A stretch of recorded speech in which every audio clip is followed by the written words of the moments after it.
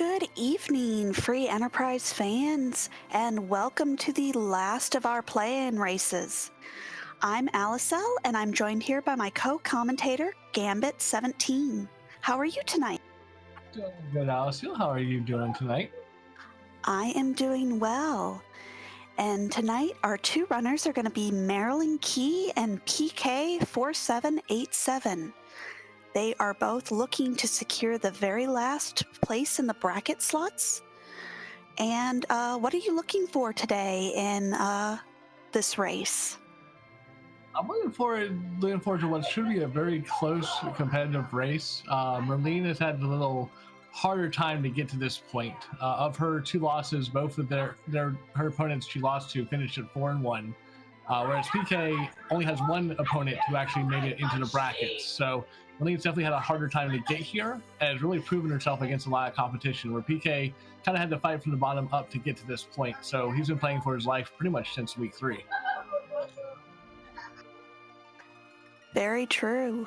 And it looks like, for those who are unfamiliar, this is a FF4 randomizer that you start with the Enterprise, and you just kind of go through and try and find the key items.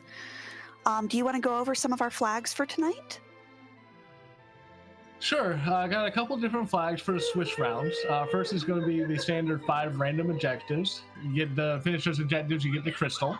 Key items can be in their main spots, behind summon bosses, and on the moon.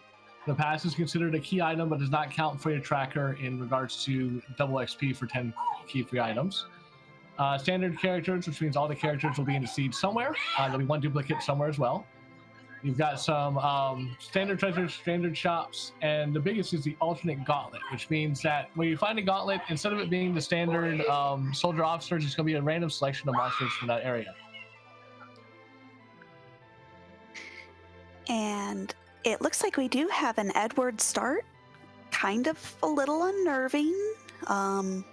Eddie is not a favorite of many of our runners, but hopefully they get somebody who can kind of help Edward get through the early game.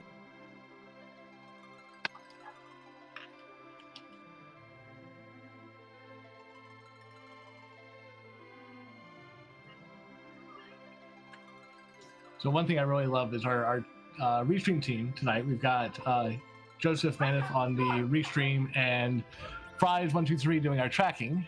And I love our early pre-objectives, which pretty much sum up everything. Find a thing, a lot of thing, don't skip on the grind, beat the boss, and move on to the brackets.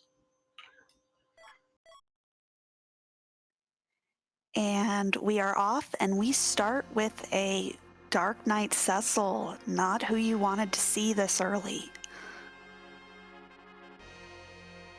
Yeah, this early game is going to be interesting with these two characters. They do pick up the Earth Crystal, so if they're feeling, very of interest, they can try to go grab 2 more characters from up there, but those bosses are going to be rough.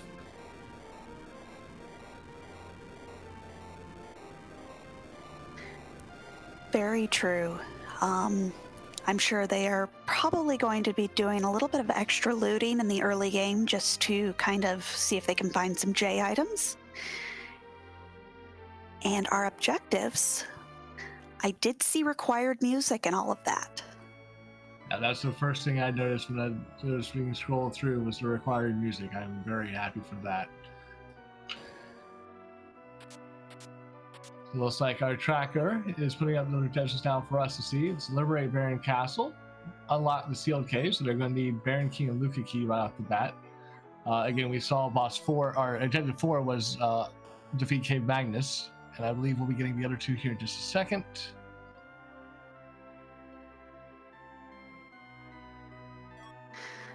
It looks like defeat Antlion. And our last one is... I believe it was complete Mount Ordeals, and chat seems to be agreeing. They're saying that it was Ordeals, and yep, there it is, complete Mount Ordeals.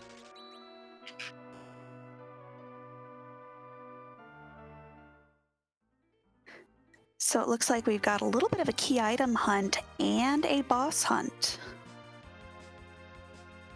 Pretty much everything but a character hunt, so almost the best of everything.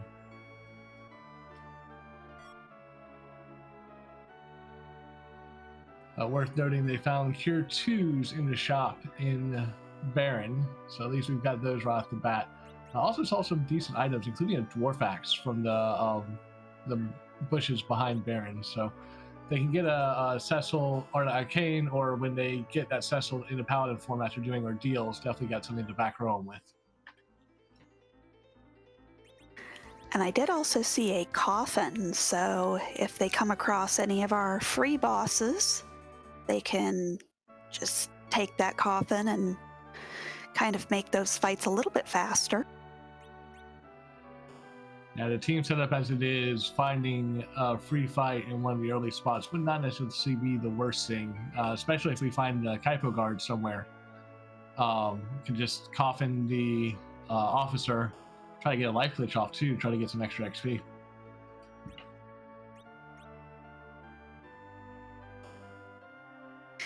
And it looks like PK is going straight to that Troya treasury, hoping to get some items to help him kind of get through that early game. It's not a bad play. And I believe it was a Cid in the bed.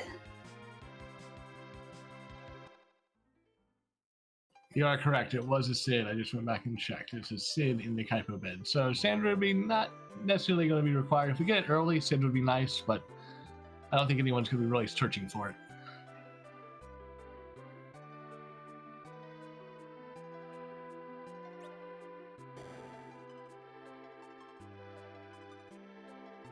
And I saw a strength ring. Very nice once we get that Cecil turned into a paladin.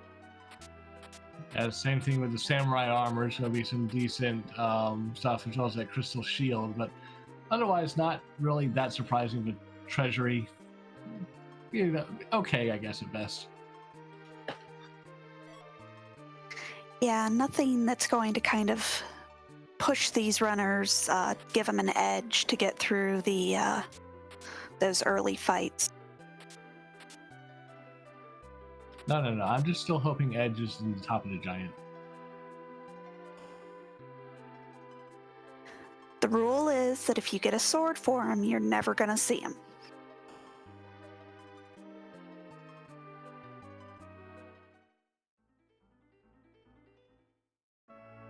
So right now, PK going through and trying to decide what do I want to sell here, what do I want to keep.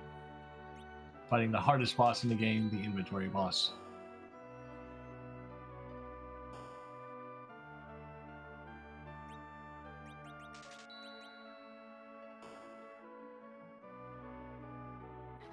And it looks like both our runners have picked up some silk webs. Those will be very helpful for late game, especially for that Zeromus fight.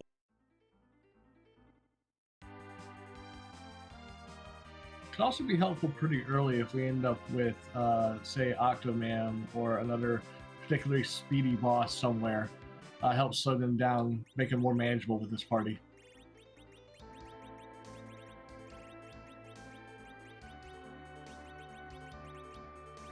And both our runners are now about to head up to see who our third character is on Mount Hobbs. Yeah, so far both characters following pretty much the same routing, doing the same shopping, the same looting, and then, as I said, in the same place here going up Hobbs.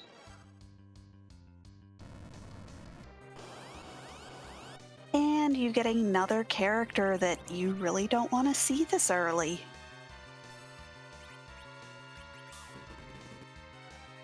That's Iridia, guarded by Rubicante. This is going to be interesting right here.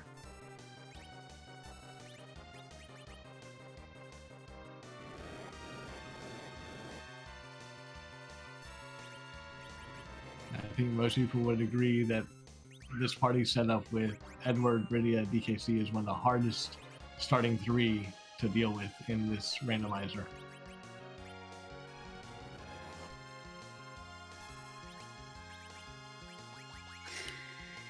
Beowulf does point out that there was a self-summon for sale in Troya if they can get through this fight.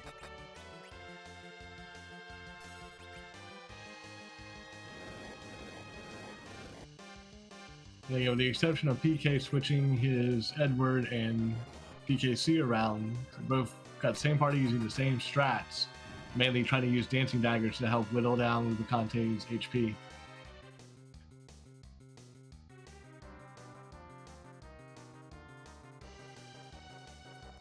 And Marilyn does get through with her Rydia and Edward both alive. That's probably going to be the most ideal setup, having Rydia and Edward alive, not having DKC, because DKC is not going to benefit from any levels until after we do our deals. So him being dead at the end of the fight's really not going to hurt you at all. Now, with this early Rydia, do you go ahead and check the summon that's available in Mount Hobbs?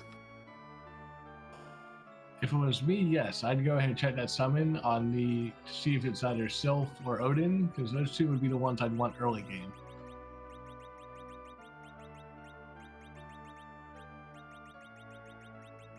It's also worth noting that PK's Rydia did not survive the Battle of Rubiconte, so they did not pick up any experience. They'll still be at level 1, no MP, no spells except for Chocobo, nothing really to do any help.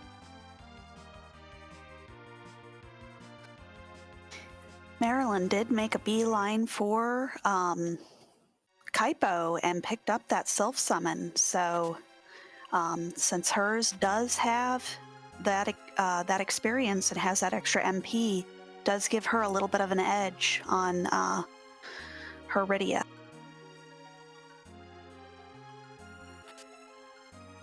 Yeah, it's going to be interesting to see, as we notice it's going to be a very tight competitive race. That one little shopping trip to grab Sylph might be the difference between winning and losing when it comes down to it. Having an extra damage to Sylph can push out, whereas PK's not going to have that.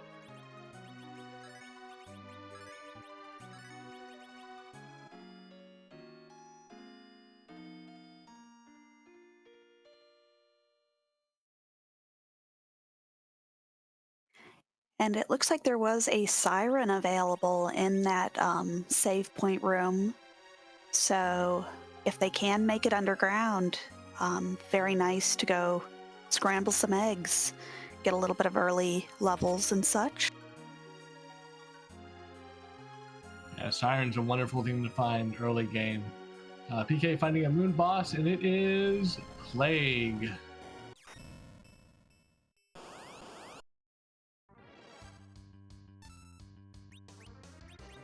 And that dancing dagger definitely going to do work with Plague. Not scary here at all. No, it's such a low HP spot that just a couple hits will take care of it, and PK is already through.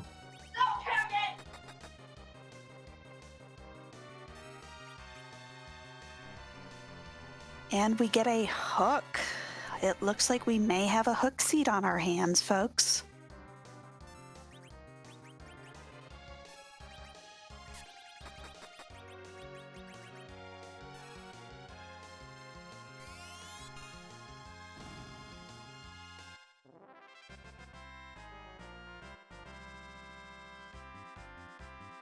There you go. Maryland finally getting through the Battle with Plague is going to get their hook.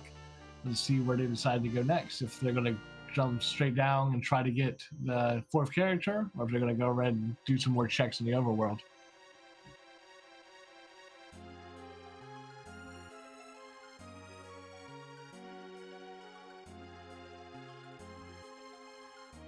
I would definitely like to see that fourth character, just in case, since it is a gated spot, could possibly be a Fusoya, which can blow a seed way open. Well, PK just hit the Motherlode, finding a cursed ring in the Damstein treasury, so that's going to be very helpful for later on.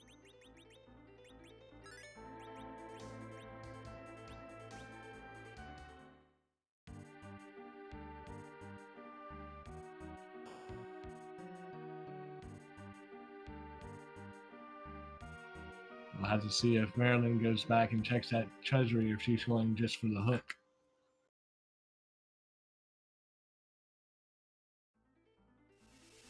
And it looks like Marilyn has been skipping some of her treasure checks, using that to save some time. But hopefully she does go and pick up that cursed ring. That'll be huge for the later game. And that is the alternate gauntlet in the waterfall. Ooh, that's no fun. That makes me sad. I kind of wanted it in somewhere better, much like the hook path. Would have been nice. I always hope for the Yogo Pogo spot, just because it's terrifying for everybody. I've seen more runners rage quit on an alt gauntlet over a pogo than anything else.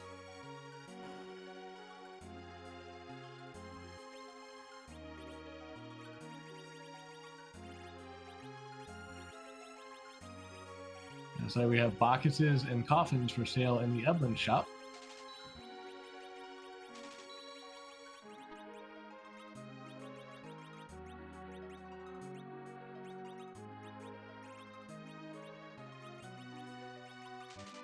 And it looks like some life potions as well. Okay, Evelyn, your one-stop shop for everything you need.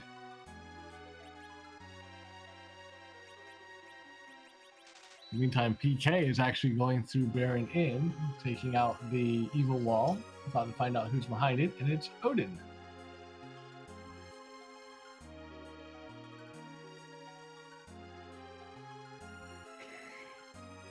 This is a little bit of a scary spot for Odin, but does roll very high and gets a Bahamut off their grimoire.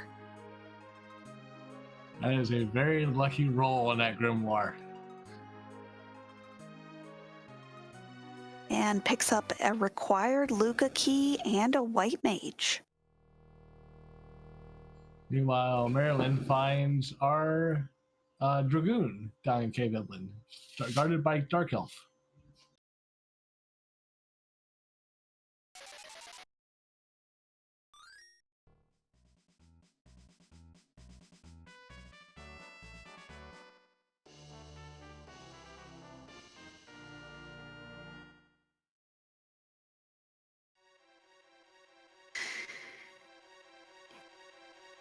And now both our runners do have 4 characters, but it looks like they've diverged a little bit. Marilyn does have the knowledge of what is guarding the underground, where PK knows that Baron Inn spot was required. Well, Marilyn's walking back out of the Cave Evelyn, so I guarantee he's going to go around and finish up some of these Earth checks. Looks like PK is heading straight for Fabul. Going to go ahead and get the defensive Fabul taken care of.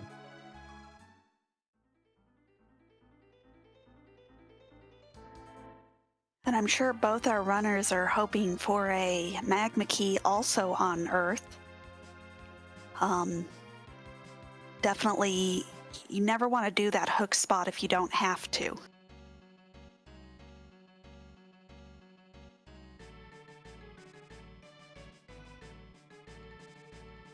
Continuing with the divergence, Maryland is running up Nontor Deals. He's going to get their 5th objective taken care of. Meanwhile, PK runs into the dreaded CPU in Super. Once again, another boss kind of wasted in an early spot. Definitely good for the runners, but not so good for us viewers.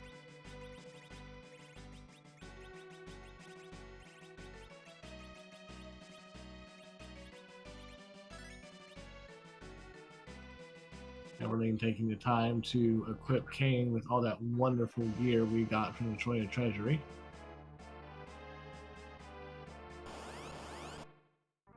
And we see the elements in the first spot.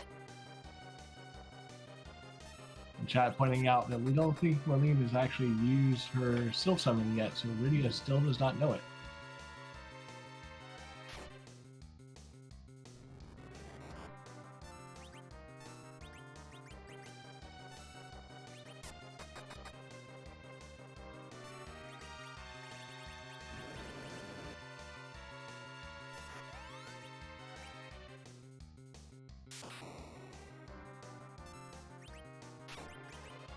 We see a rare use of the Chocobo summon there on PK's side, but does take out the CPU.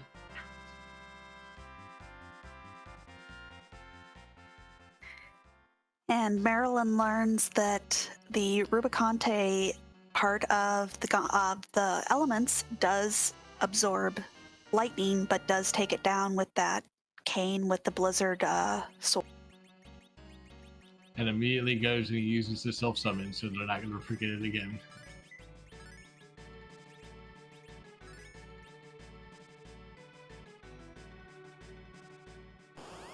And we get a rat tail from the defensive Fabul.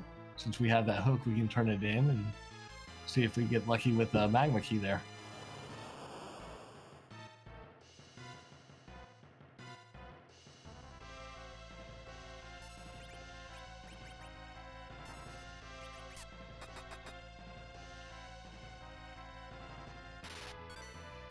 And we've got a we've got a Leviathan here in the second spot. This is a little bit of a rude spot for Leviathan.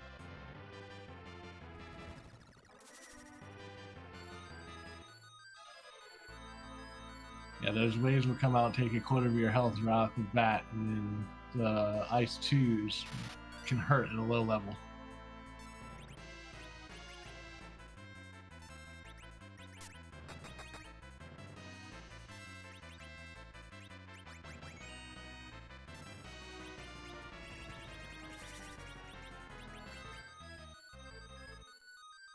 But making full use of that self summon now, trying to keep her party HP'd up and whittle down this Leviathan.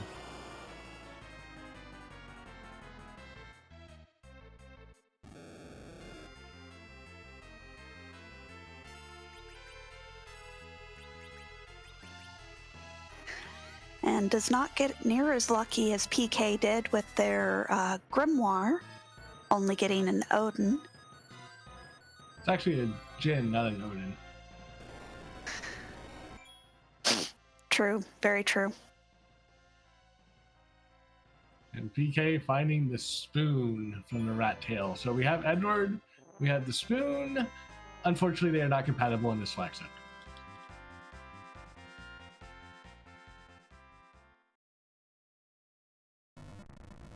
To answer a question in chat, doing pause and run buffering through the death animation, if they're crumbling, can save some frames.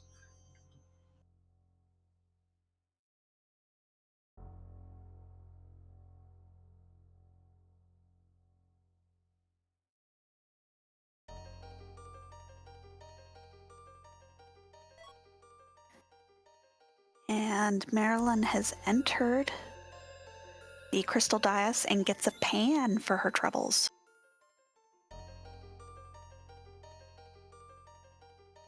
Marilyn's trying to pull a Rivers McCown special and singled it for Bull if she can get underground and use that pan before defending for Bull.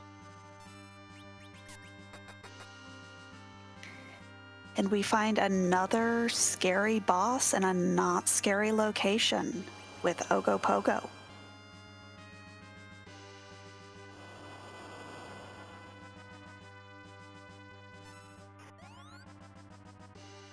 Meanwhile, PK is being trolled by the residents of Silvera, trying to prevent him from leaving.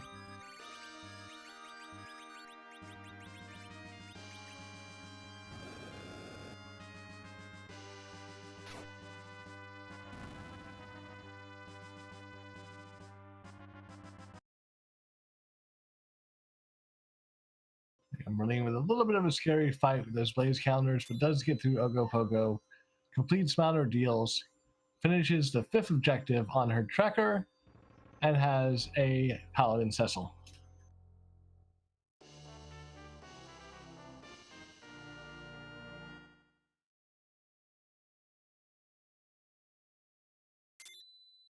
Also, real quick, I do want to shout out thanks so much for D619 for the continued subscription to the now partnered free enterprise channel. We do really appreciate it.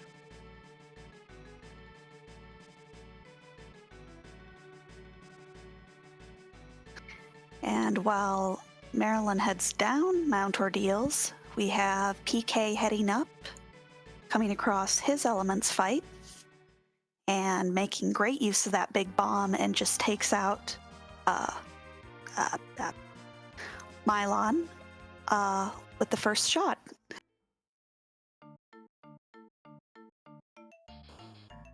Yeah, the little bit of extra looting and shopping that PK has done thus far is really going to come in handy here on our deals and the bosses that we have, as well as having that white mage is going to be an excellent addition, especially against Leviathan and Ogopogo. Being able to heal without having to use Sylph, without getting any counters, is going to be a great thing.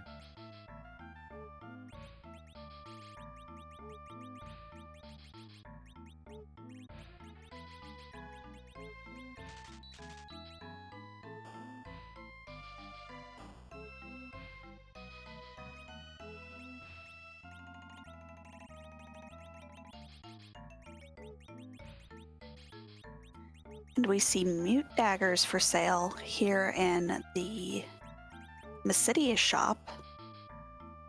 Those can be very nice for just mage killing and for a little bit extra damage from your black mages. Maryland decided not to pick one up, though. They've got a knowledge of what is in the hook path, blocking their way. Probably deciding, I don't think I really need to spend the money on it. I think I'll be okay.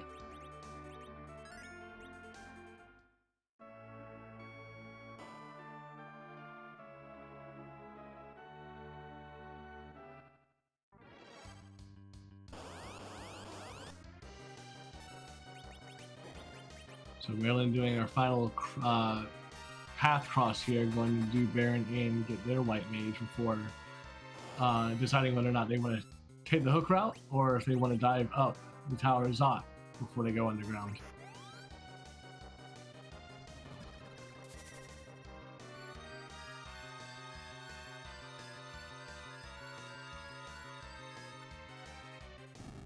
So meanwhile, on PK's side, unfortunately his white mage was lying on the ground at the end of that fight. Won't get any of the XP from there.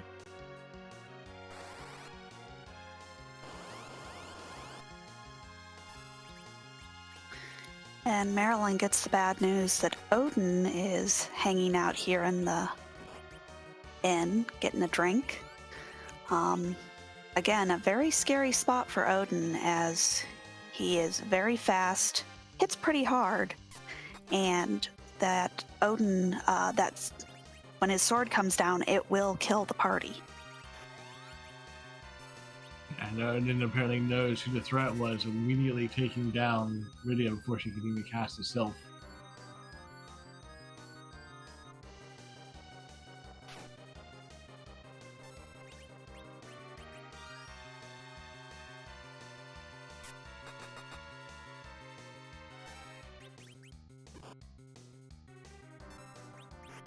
One good thing about finding Odin here, though, with this party is you do have an Edward.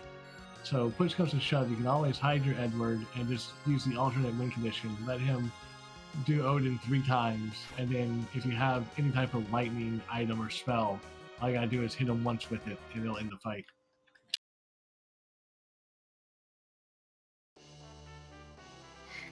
And on the other side, PK is having a much harder time with this very angry Nope Noodle. Those blaze counters going off and that big wave just taking down his party. Chat pointing out that odd-numbered HP, keeping him alive with 3 and 1 HP respectively.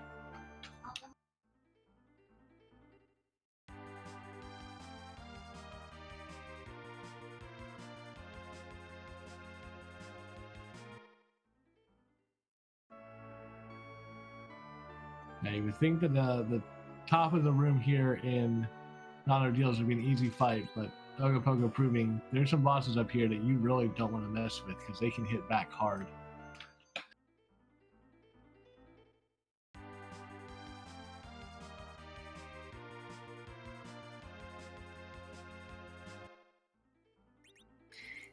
And as the Cid points out, you don't want to use magic on Ogopogo, and dancing daggers do count as a magic attack.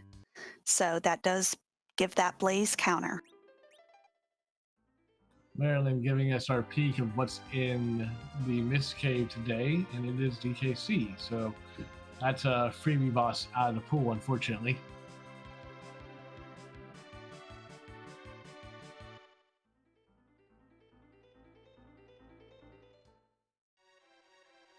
And it looks like Marilyn is heading back into that hook route. May be comfortable enough to try and get through Dark Elf. To answer a question in chat, Groundfire, Cursed Ring was in the Damsian Treasury.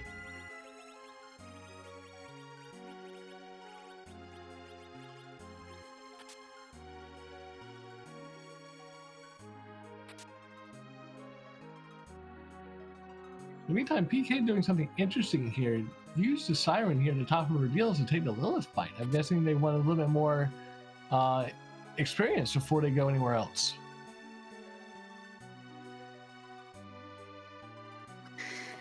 This is a very good fight for some experience, but if you don't know if you have additional sirens available, it's a little bit risky. It does end up with 12 additional levels on their Cecil, so maybe trying to do like a mini sort of slingshot, even though you can't really slingshot with 4 characters.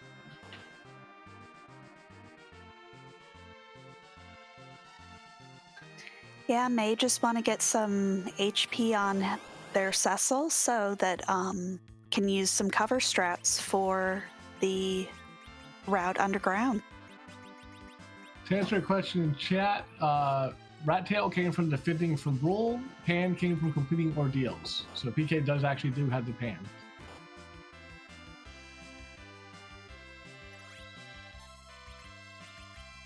And then Spoon came from Rat Tail.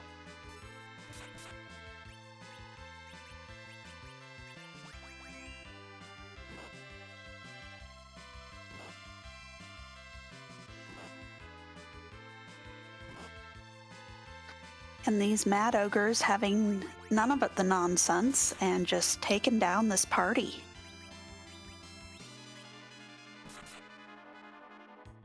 Yeah, this Mad Ogre fight is a very risky one without a way to either shrink or stop the Mad Ogres, because they hit and they hit hard.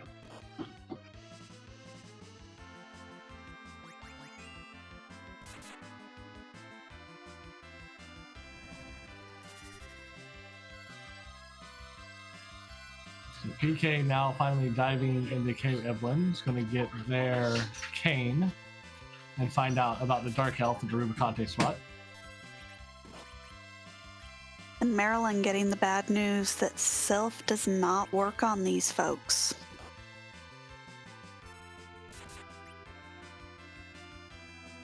And if I remember right, Sylph does a whopping 1 damage and gain 0 HP from it.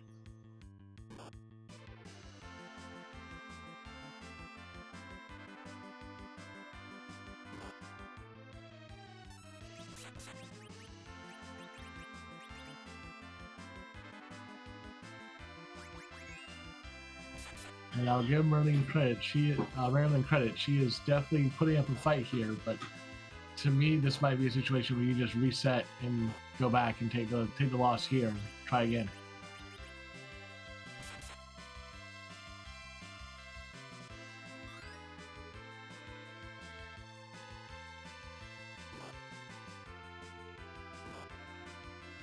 Well, and Cecil will not focus down one of these ogres and just all of this damage getting spread all around.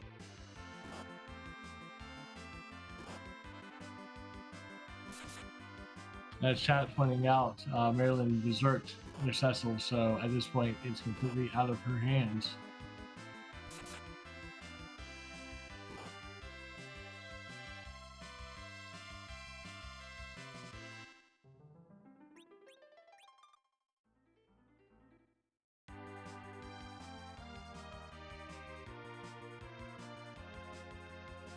And that's why she didn't reset out, because her last save was all the way back at the Mist Cave. But looks like Marilyn is deciding to go ahead and try that Zot, see if she can get into character that makes this hook route any easier. It looks like PK went down, got the cane, saw the Dark Elf, and decided to do the exact same thing. He's heading up to Tuzon.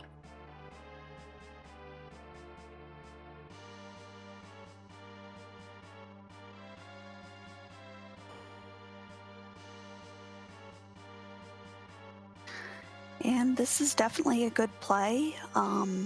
Fu is available up here if, or is possibly available up here, which again, a Fusuya early can just kind of take a seed and crack it wide open.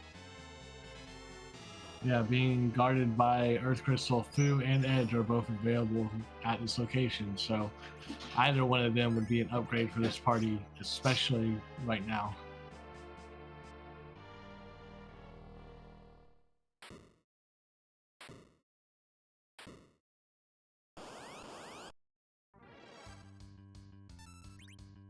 Unfortunately, that is not one of the bosses you want to see, as that is a Baigen in the Magus Sister spot.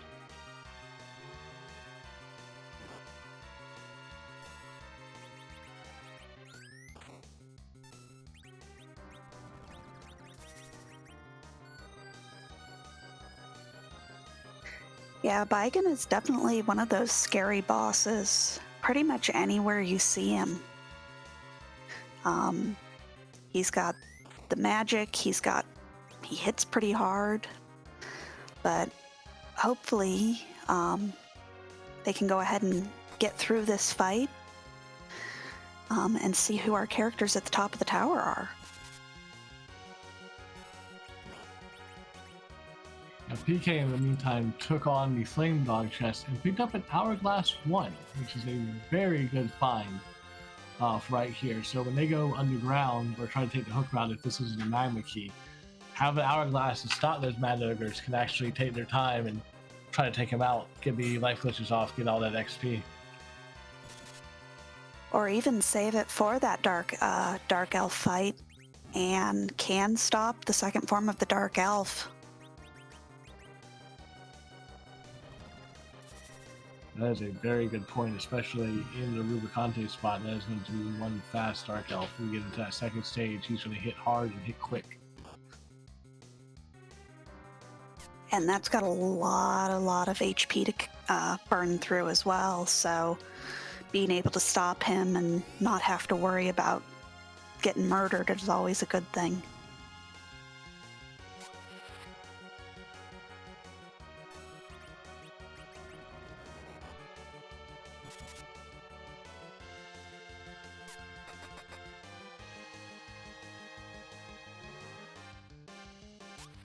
So at this point, even though we had some divergence earlier in the seed, both our runners back in the same exact spot, both of them in the Baigen fight.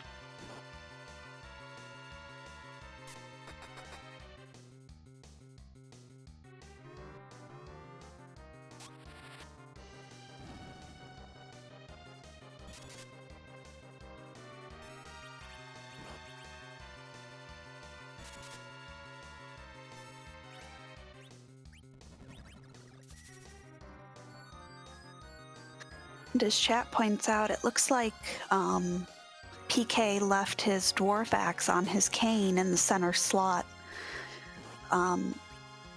Late game, you do want your slower anchor in the middle, but right now that is going to allow this Baigen to get a lot more hits in a lot faster. In the meantime, Marilyn has gotten through Baigen. It's about to show us who the characters are.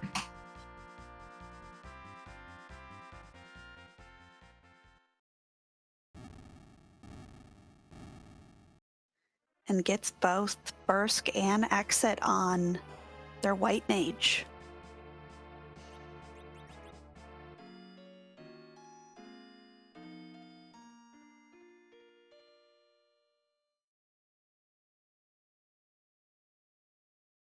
So if you were in their shoes, what characters would you like to see up here? Definitely a Fusoya, and probably a Rosa would be nice. Not a duplicate Porum. Definitely not that duplicate Porum. Where is Dimmarine when we need her?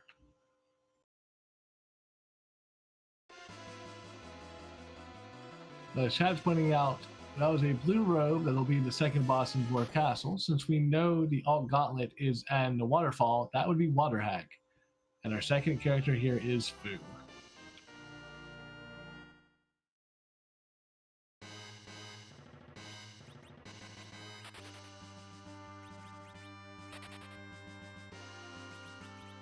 Marilyn is not about that double Porum life, but does pick up that Fu and replaces their Edward. I completely agree with that decision. We're going to immediately find out who our boss is up here.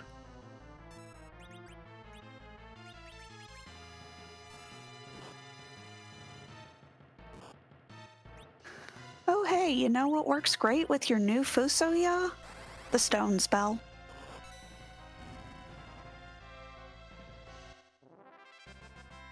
Unfortunately, the white mage does go down, so not going to get any experience, but not that big a deal. Fusia can double as our white mage if we need it.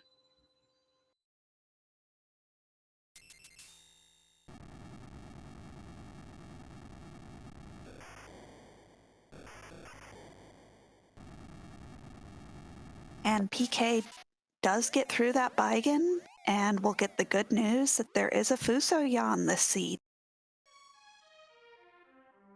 It's going to get a little close there, killing the body, leaving both arms alive. Thankfully, we were able to kill them before they exploded. Meanwhile, Zot is required as Marilyn ends up with a Baron key.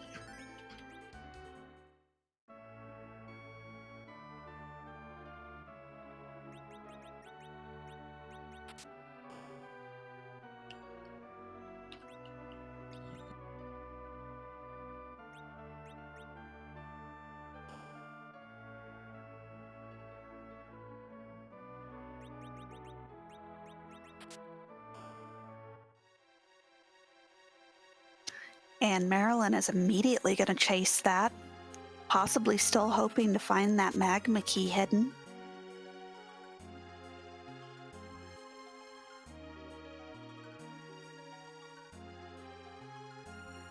Yeah, with it being one of our objectives here, I do not blame her for making this decision. Go ahead, take care of the objective, hope for a magma key either here or even at Odin's spot if you're feeling a little frisky, and then think about diving hook. Now, does anyone remember who gave us our Earth Crystal at the beginning? Because I don't. It was a Mylon. I don't know if it was Mylon Z or Mylon and Friends, but it was definitely a Mylon.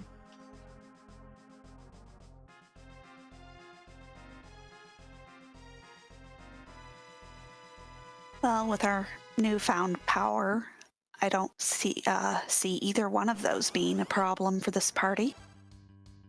Yeah, PK makes the same decision Marilyn did, getting rid of Edward from Fu.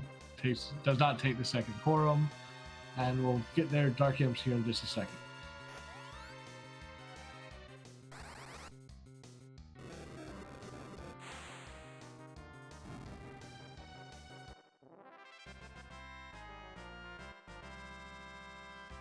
In the meantime, Fu makes quick work of my Lunzi.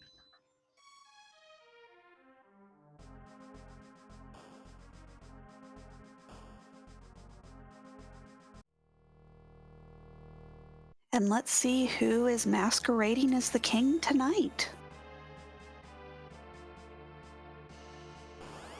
It is three sisters in a trench coat.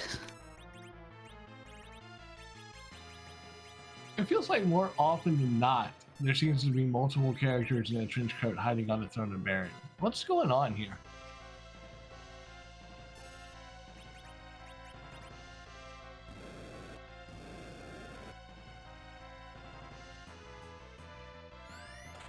Meanwhile, PK, instead of using Fu and Stone, goes ahead and burns 3 coffins on our Dark Imps and gets through that without any problem.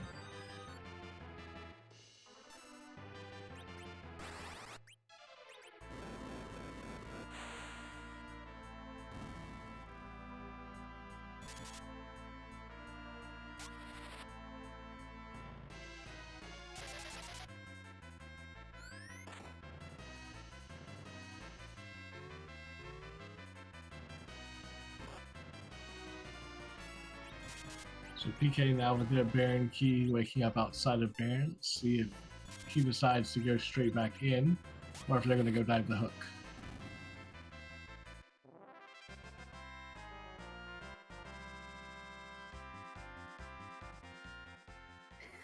Looks like PK may be following in Marilyn's footsteps and heading down to the Barren Waterway.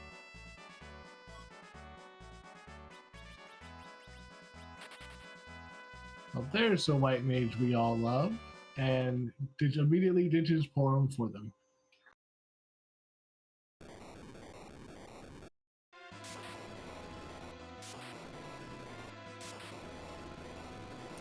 It will be nice for Porum to get some more love once we do enter brackets, because you are not guaranteed to have a good white mage. You're not guaranteed to have a white mage at all, which I've seen a couple bracket seeds like that, and they are not fun.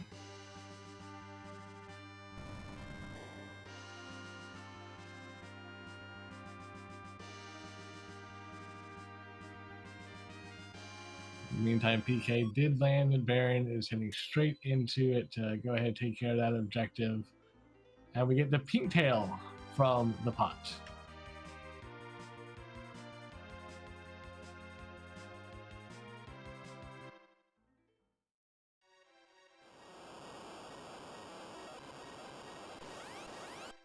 Now, to answer a question in chat, Rat Tail is from defending Fabul.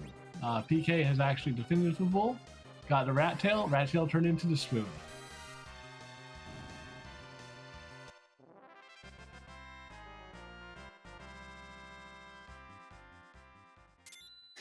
And Marilyn is having none of DKC's justice tonight and just takes him out with a virus and gets nuke.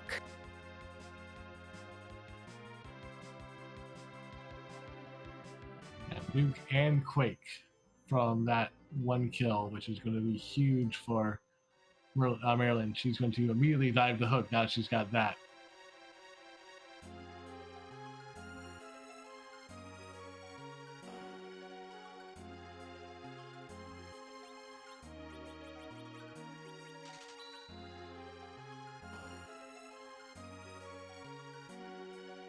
And chat pointing out, and I believe they're correct, PK has actually done one more boss than Maryland has, so taking out this Mylon Z should net PK their Quake and Nuke.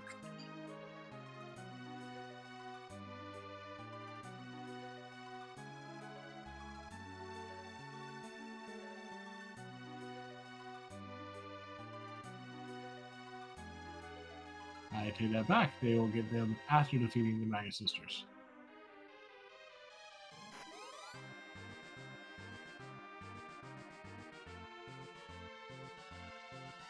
And we'll see if Marilyn wants a rematch with those Mad Ogres or just decides to head on down to the Dark Elf. I think after doing Zot, picking up Fu, I don't see the need to actually go back after those Mad Ogres. I think we're fine as we are to just go ahead down there, see who the boss at King Queen Evelyn is.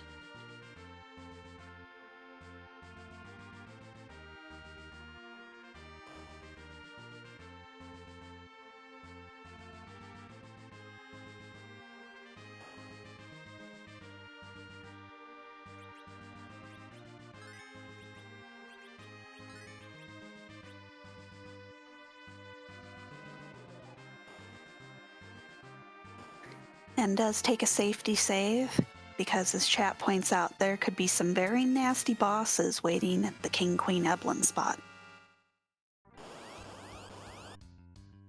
Or there could be a free boss at the King Queen Evelyn spot. Yeah, this is opposite of nasty, this is free, and I believe that they might have a Mute Bell in their inventory, which would make this even freer. Or Stone works too.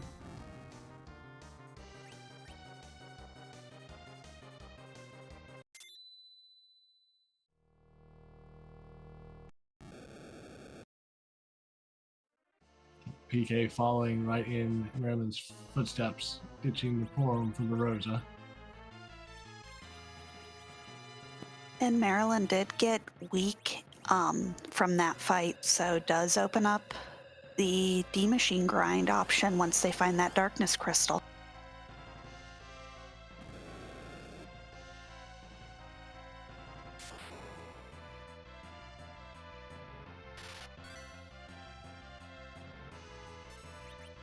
I thought Dark Elf starts with this opening volley of spells, and Fu's just sitting there like, yep, missed, missed, missed.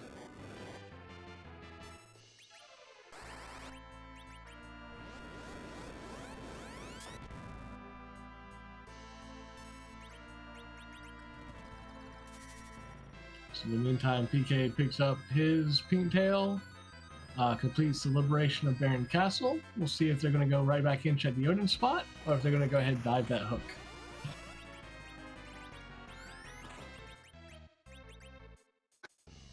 And Dark Elf being kind of rude. Yeah, that's the one character you do not want Dark Elf to piggy, is your mage casting Fusoya.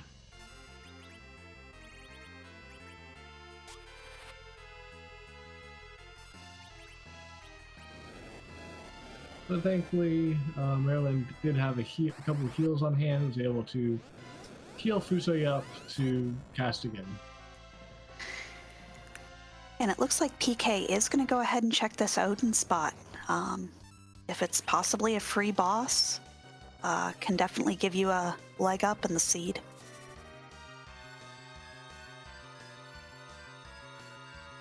At this point, we're still looking for the Twin Heart, and we're looking for Antlion. Those are the two that we really need.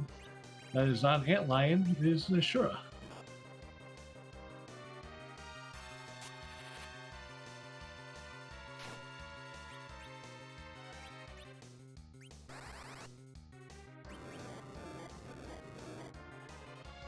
It looks like PK thought about it for a minute and decided, yeah, I don't think I'm ready for this. Meanwhile, Marilyn gets to the second form of Dark Elf, immediately uses Weak, and that's that.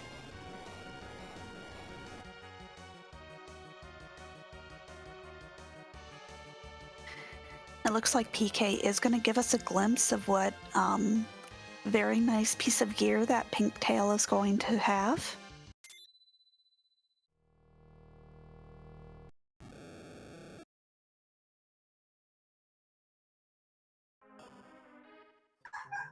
And not quite a crystal sword, but that is an Excalibur. That's a nice looking holy sword you have there. That's going to really make Cecil a beast for the rest of the seed.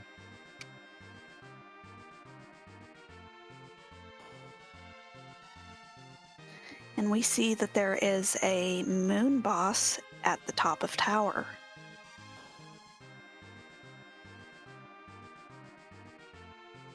That could get interesting. PK, again, is the only one of the two runners with the curse ring. So if that happens to be Wyvern up there, and it's got something that's required, let's say the Twin Harp, PK is going to have a lot easier time of it than Maryland is.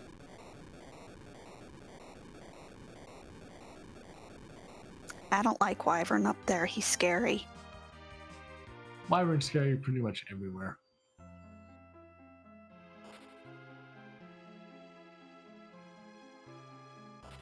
Meantime, Maryland going down the Self Cave, going to play Whack-a-Monk, and then go turn it in and probably defend Fabul at the same time.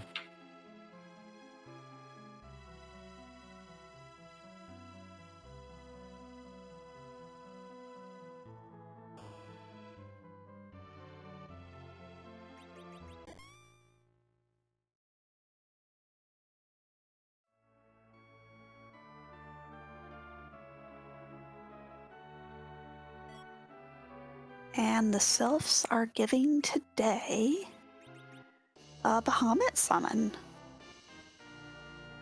It's definitely going to be nice for both our runners keeping Rydia instead of ditching them. They'll be very happy to see that.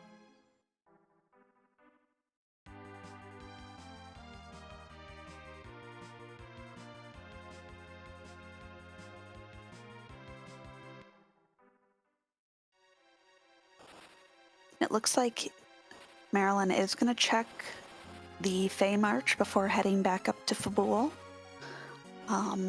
If it's a darkness crystal here in the free spot, definitely makes a lot of sense.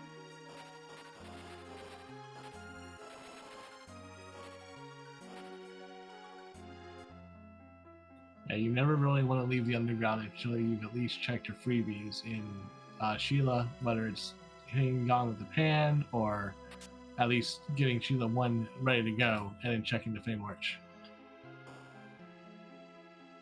Unfortunately, that is not a darkness crystal. That is just an apple. We'll have to wait to see who the bosses are, and then we can see if an apple a day will keep the Fame Arch bosses away.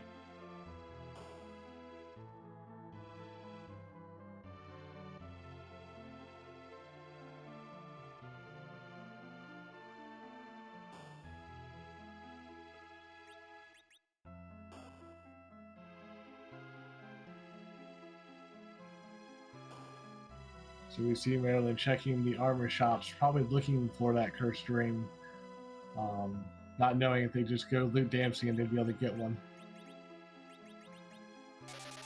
And we do see one of our required bosses down here with Antlion in the, I believe that's the Leviathan spot. That's correct, and that would be Kypo guards in the Assurer spot. So if you can get a coffin off on the officer real fast, that's a pretty well free fight. But that Antlion's going to hit hard and hit quick.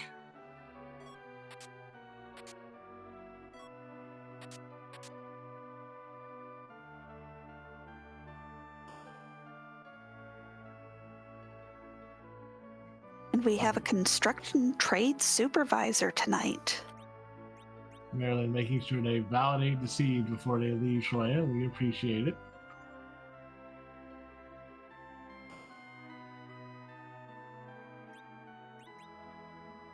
Meanwhile, PK got through the Baron Guards fight rather easily and is on their Dark Elf fight.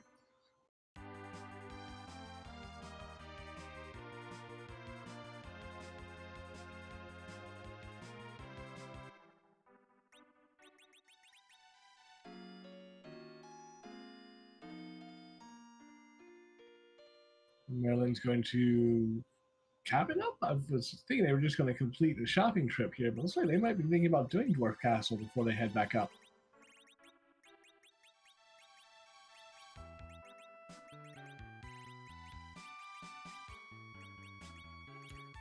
Yeah, that's definitely an interesting choice, but I like it. Again, if you find that darkness crystal or something else that you have to go back to the overground to do, definitely makes sense. And we see a free fight in the first fight here.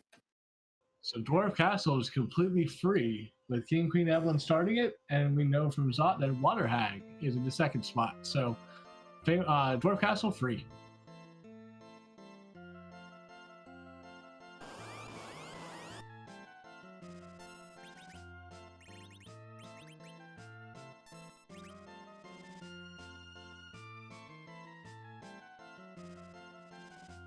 Oh, I was kind of hoping Maryland was going to go for a swag meteor cast for us.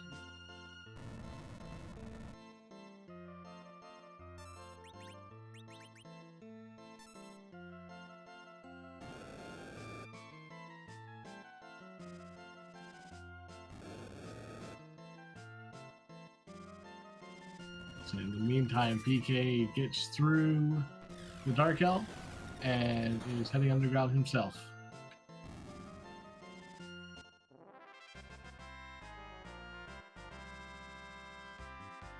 Marilyn says that she'll see your Hades and raise you by one angry dragon.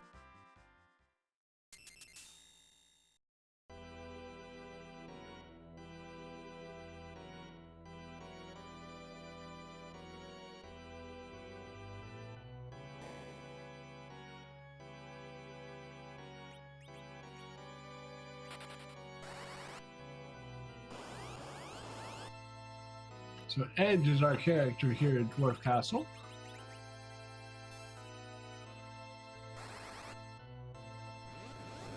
And Marilyn says, I am good with the party I have. Thank you very much.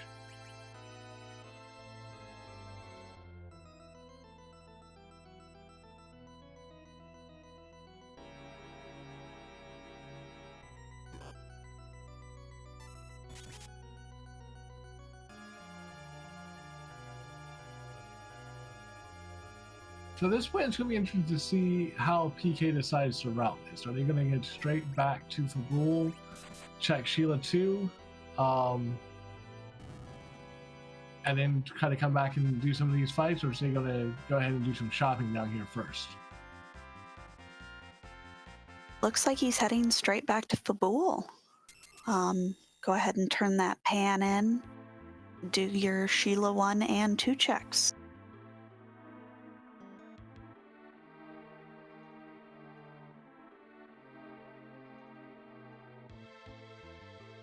It's going to be interesting to see what Sheila has for us, because if they are both key items, that'll put PK at 10 key items, ready to go in for a grind, but we still haven't seen any real source of grinding yet. No sirens and no darkness crystal to get us to a D machine.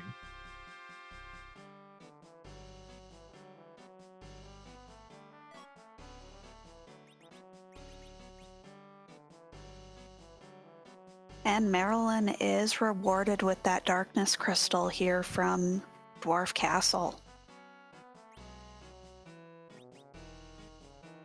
PK finding the package and Artemis arrows from Sheila, so really not too helpful. Again, package is going to be another key item, putting them at 9. But other than that, not really what you want.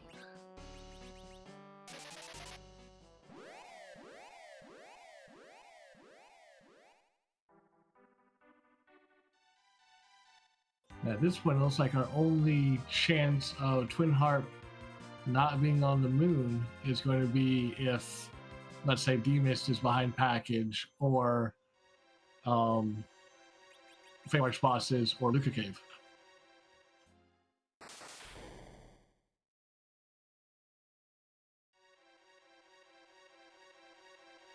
Speaking of the Luca Cave, Maryland going to go ahead and unlock the sealed cave, take care of objective number 2 on their tracker. Always a good thing to remember to do.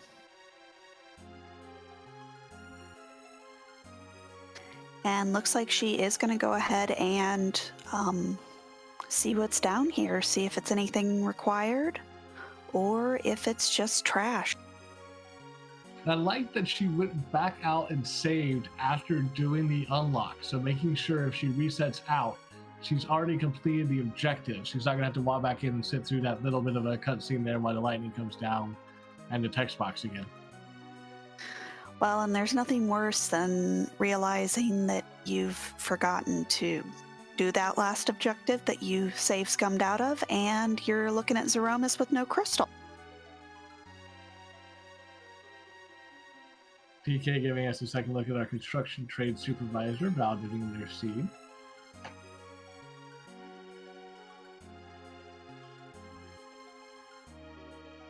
And I did not see, did Marilyn actually check the item shop at Dwarf Castle? I saw she checked the weapon shop. I believe she did, and it did not have sirens. That was all that I saw. Well, that's the case, and sirens, if they're in this seed, are going to be up on the moon. And nothing but a glass hat up here. But is going to check the boss, since there is still a D-Mist out.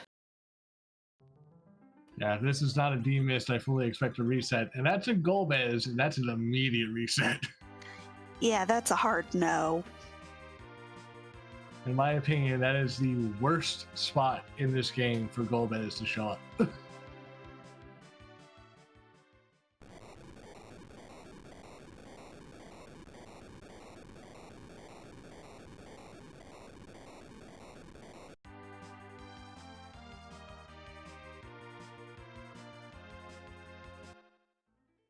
And PK doing his shop checks here at Dwarf Castle. We'll see if he goes ahead and does the bosses as well.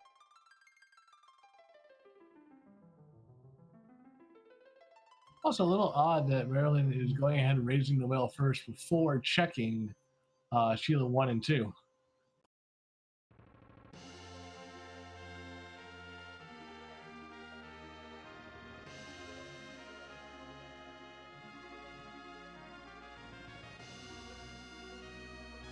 And PK exiting out of Dwarf Castle, heading straight down to the Feymarch, did not even check the boss He's going to kick himself when he comes back later and realizes how free those were.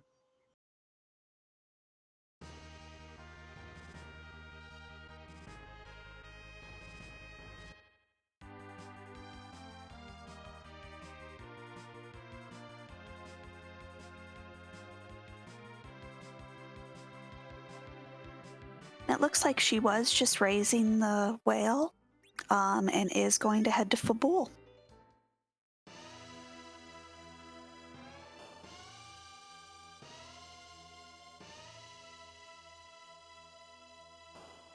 So we in chat know that the Fence of Fabul is going to give the rat tail, that Sheila 1 will give the package, and that rat tail will actually give the spoon, which will put Marilyn at 9 key items. At that point, do you go to the moon and search for one more key item before you try to do any type of grind? Or do you just go ahead and, if there's not sirens up on the moon, go ahead and do a quick D machine grind to try to get all the levels you need? I think it will actually put her at 10.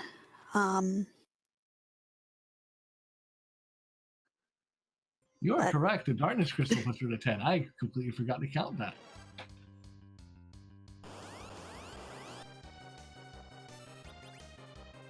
I was going to say the pollen count's so high that I could just not be able to count today.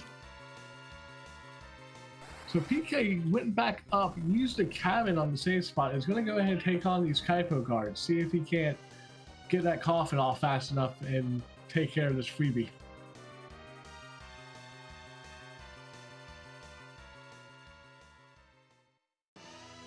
Or going to use the hourglass one, that works too.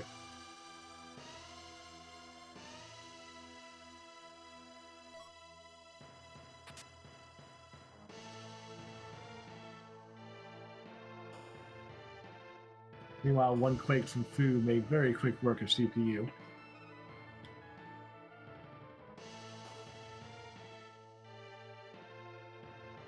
And I like what PK is doing here.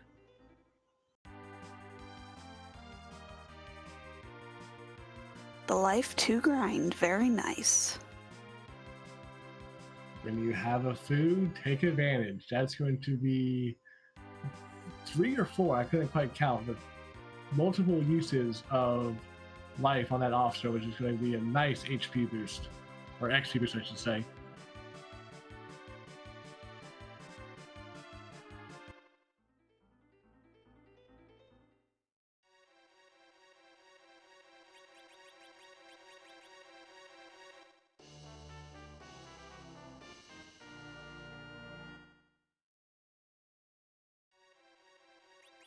So Marilyn gets her spoon. No longer has an Eddie, but it doesn't matter since they're not compatible with this flag set.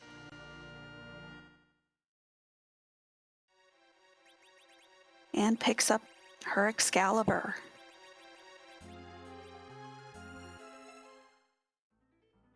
And PK gets a tower key from that Kaipo guard slot.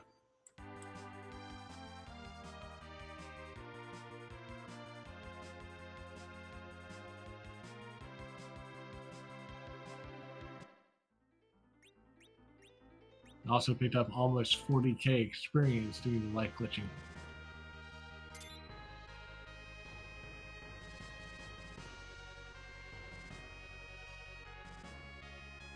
And it looks like Marilyn is heading to the moon, possibly just to check the item shop and character and do a D machine grind, or may perhaps be more comfortable doing her grind up here. In the meantime, PK is tinting up. Might be making an attempt at an antlion.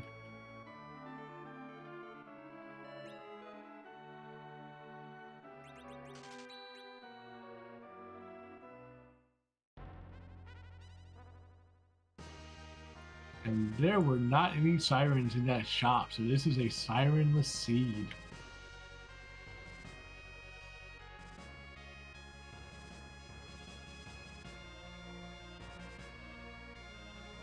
Hopefully both our runners are experienced in alternate grind options.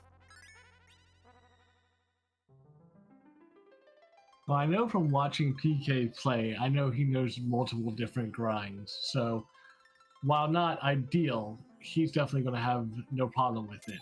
I'm not sure about Marilyn. I have not watched her much aside from in the Swiss rounds, but she seems very capable and should be able to figure something out.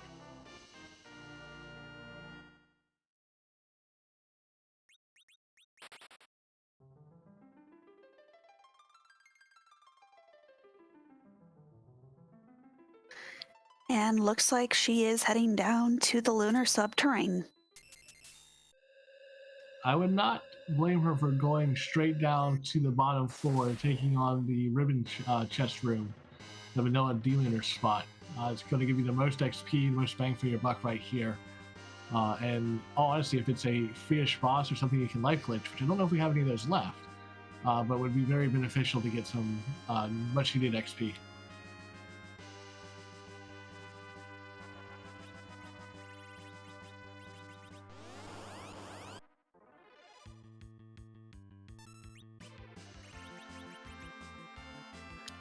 O is actually going to use their one siren for a warlock grind.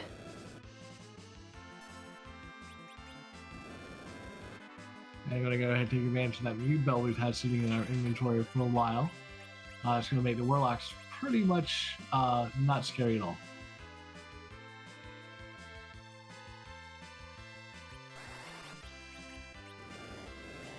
And PK unfortunately does take a wipe to that ant lion. They're going to stop and think about it for a second and decide what they want to do next.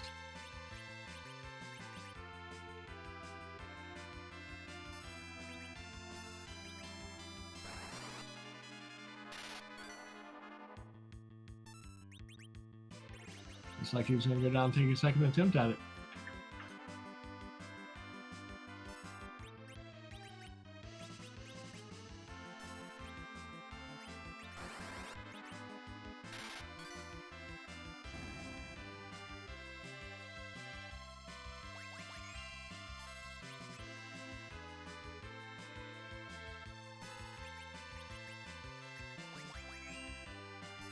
And hopefully PK doesn't go ahead and fade Dwarf Castle, as you will definitely need to be heading up there at some point.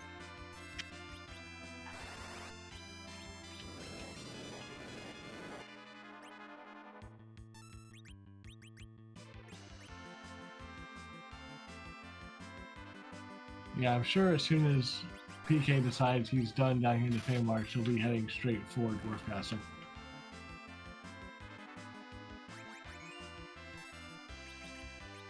Or could be going to take on Tower, since he got the Tower key from that Kuiper Guard fight.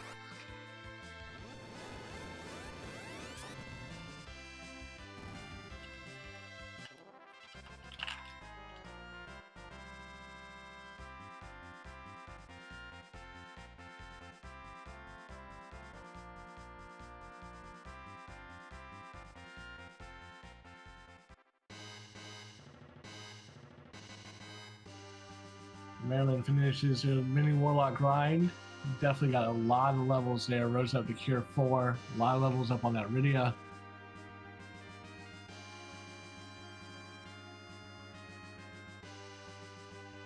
And looks like she is going to continue down to the bottom floor.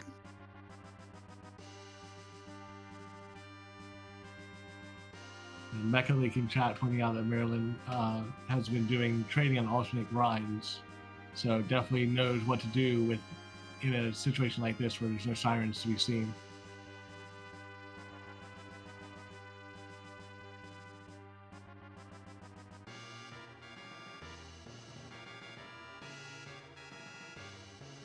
And our runners who are getting ready for bracket stages are going to need to be comfortable with these alternate grinds, as sirens will be very, very hard to get. Now we have 2 lunar dragons at the top of the tower today, so really not that scary.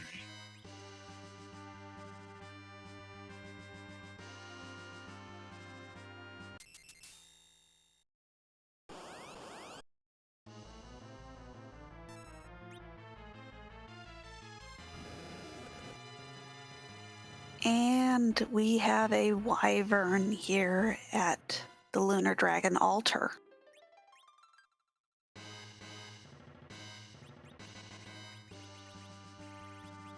Well, from a viewer standpoint, I'm hoping and wishing that our Twin Harp is there. From a runner standpoint, I'm hoping and wishing that I can just walk away and not touch that.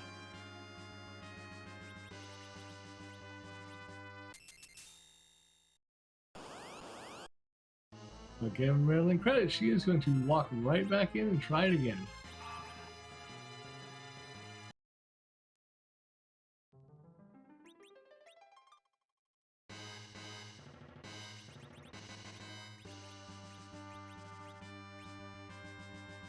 And PK does find the value at top of tower from that D-Lunars.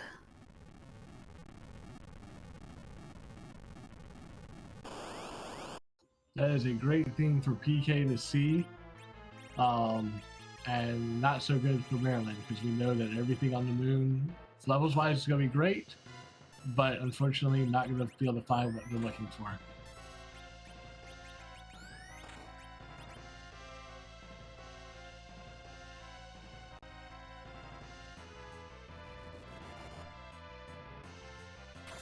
So I guess one would say that in this sea, the moon is completely haunted.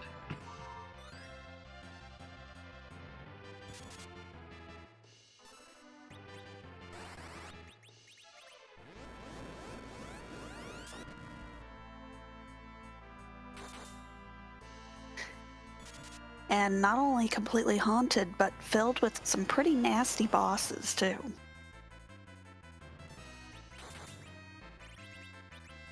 Yeah, that Wyvern in the D-Lunar spot, now Kanazo in the Plague spot. Not a fun lunar subterranean right here.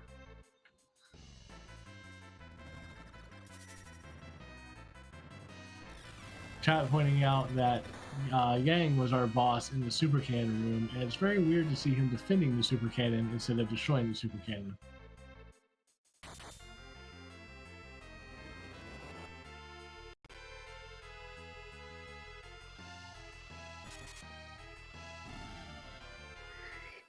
And we are in the shell phase and through Kignazzo on Maryland's side.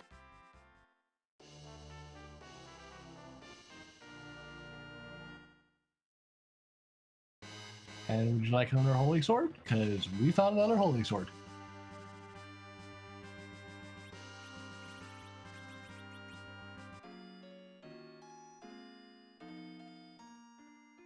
If only our dupe was Cecil and not Horum, we'd be very happy.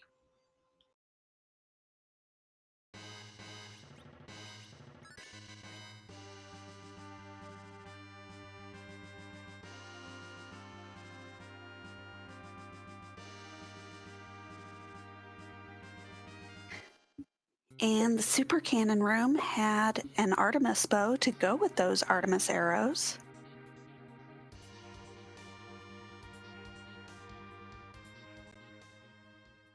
So I find it ironic that Yang was defending the Artemis bow and Sheila gave us the Artemis arrows.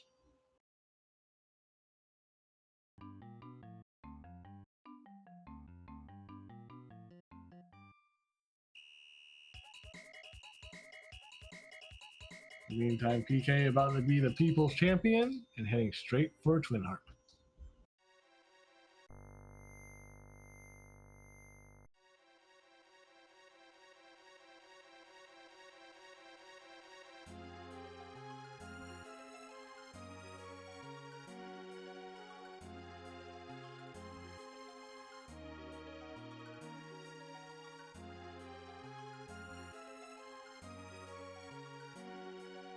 So if I'm PK here, I might actually think about doing a door grind, because he's basically in no mode. He knows where Antlion is, he can't defeat him yet.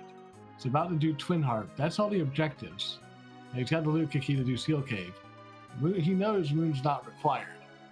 So do you go back and do Dwarf Castle? Or do you just go ahead and start grinding? Well, no, I guess you still need to find Pass or Darkness. Yeah, he's got to get up to the moon and get to Zeromus.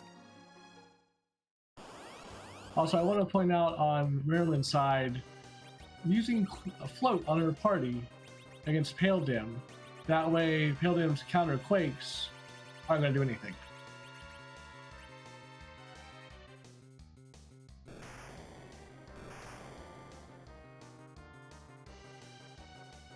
In the meantime, PK going through the first part of the Dark Elf fight, and I believe we're going to be quiet and give you guys some music. We'll be back.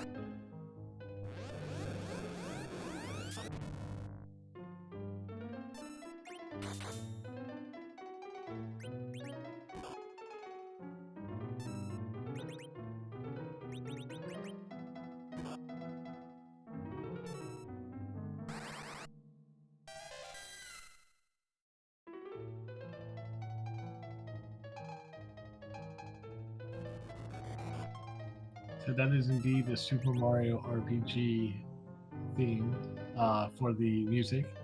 And bonus round in D-Mist here, PK finding out, or I should say remembering the hard way, that it is resistant to magic, Nuke barely doing 2,000 and Virus doing 1.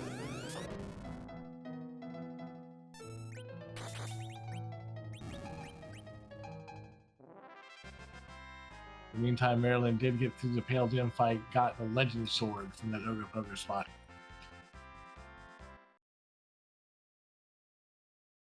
And it looks like she is just kind of beating her head against this wyvern.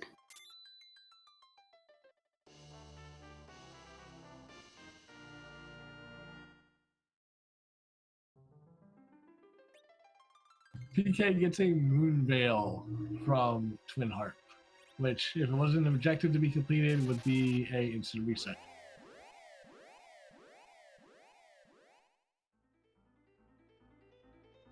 But chat pointing out that Moon Veil will probably come in very handy for that Antlion fight we still need to complete down in the Fey March.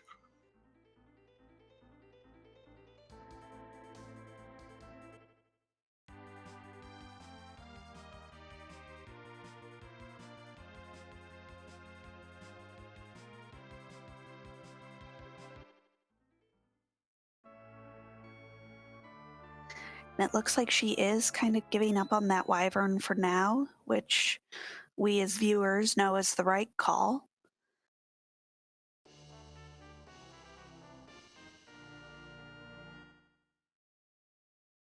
Meanwhile, Radia's mom only giving us a life staff.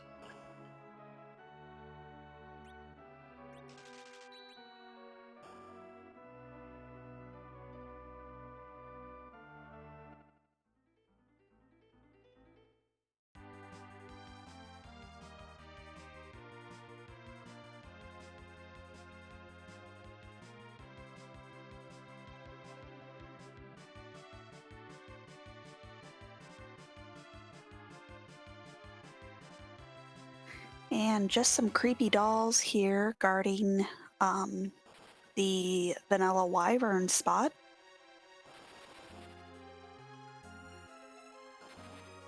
Yeah, this will be the last of our quote-unquote free bosses.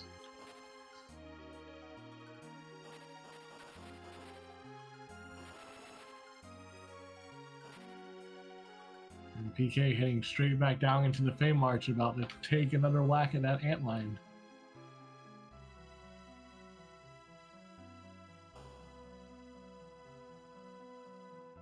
I think worst case scenario for Marilyn right here is if Antlion gives pass. If that's the case, then PK is in go mode, and she is stuck on the moon trying to chase down a twin heart.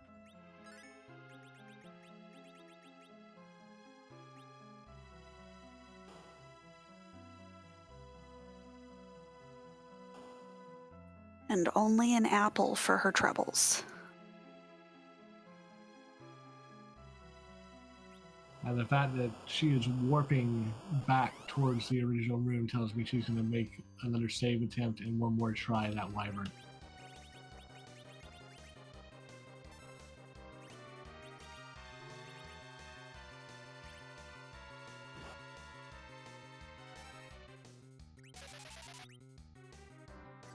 Meanwhile, PK getting that moon veil up on Fusoya, pretty much making this antlion for the most part free.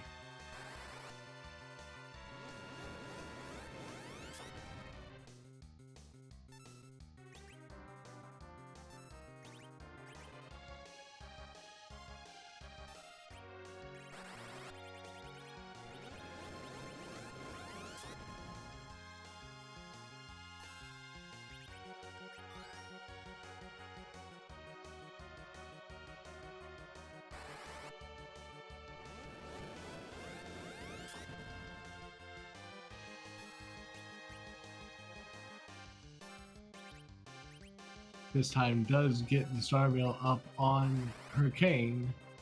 He definitely survives the opening Mega Nuke. Now let's see where he goes from there with only one life potion left. She may have an additional stack. I do remember she bought 30 or so. Yeah, I saw 30 Yep, just they're there. roll by right there, yeah.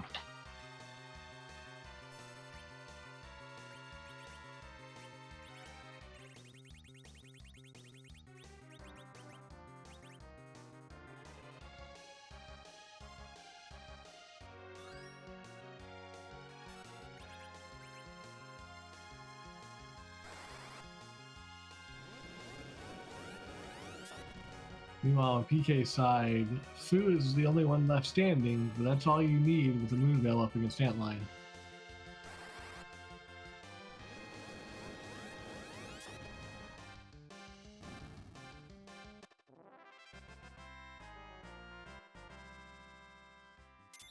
And PK is through, so that's going to be objective number 3 completed for him.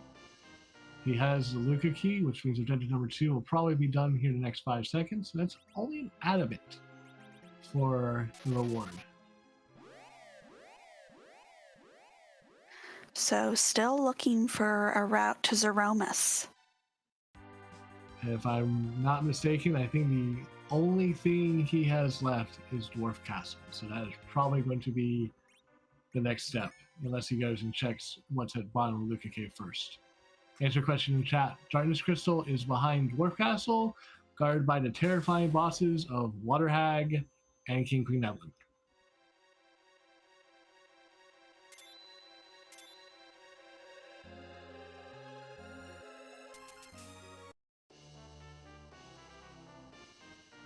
Again, PK unlocking the sealed cave, completing the objectives, and getting their crystal. They are all they need is a pass or Darkness Crystal, and they are on their way to Zeromus.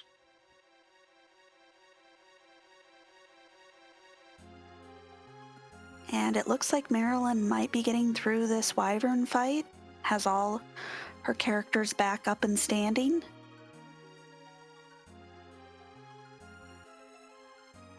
Yeah, thankfully the regular nukes off of Wyvern are only doing about 1,000 damage, so getting everybody fully healed, everyone can usually tank at least one nuke before they need to really heal again.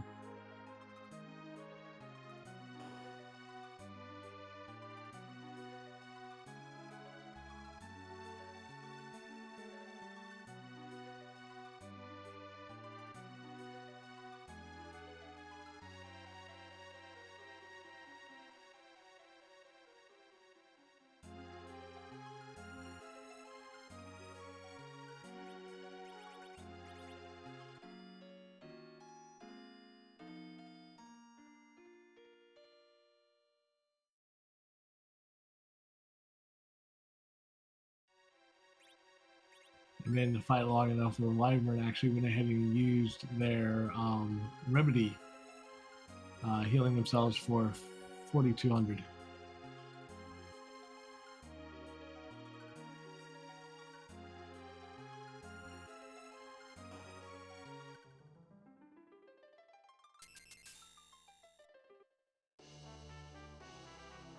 In the meantime, I think the only key items we have not seen yet is the Pass, the Sand Ruby, and the Legend Sword.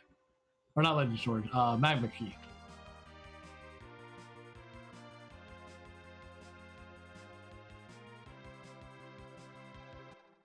But Marilyn does get through that Wyvern very nicely, gets a bunch of XP, and now finds out the bad news: it's only a defense sword and a Masamune.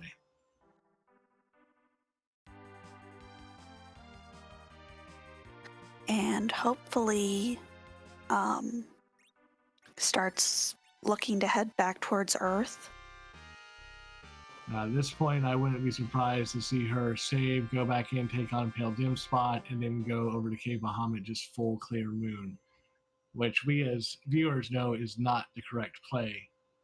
The actual correct play is to go to the Tower of Babel and get that Twin Harp. Meanwhile, PK heading into Dwarf Castle, about to get the wonderful news of all these free fights and a free Darkness Crystal.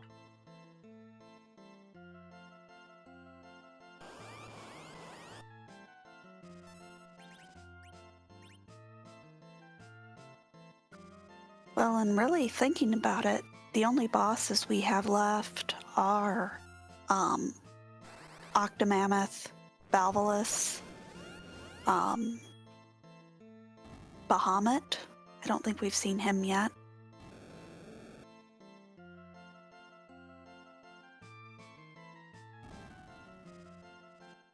So no more free bosses left to make these checks any faster either. I think the freest boss that's left in the pool, I believe, is Dr. Bluegate. I don't think we've seen them yet. That would be the closest thing to a free boss you can have left.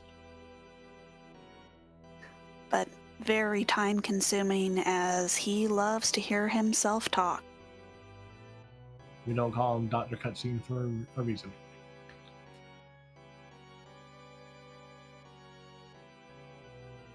Meanwhile, Bahamut is hanging out in the Pale Dim Spot.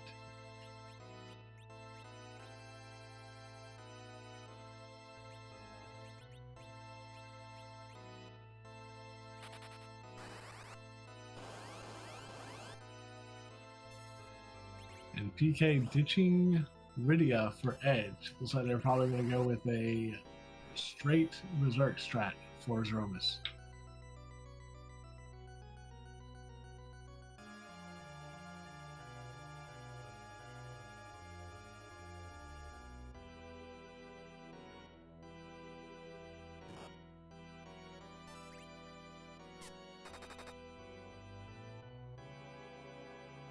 And Simbu in chat pointing out a very interesting idea. Using Edge, there's a strat you can use with the alerts in the Tower of Babel. In the trap chest, you can use Edge's sneak ability and every once in a while steal a siren from them. So that could be why PK decided to pick up said Edge. Apparently finding the pass from the Pale Dim Spot, which unfortunately is just going to give her even more incentive to go ahead and complete Cave Bahamut full clear to moon and not have to worry about coming back.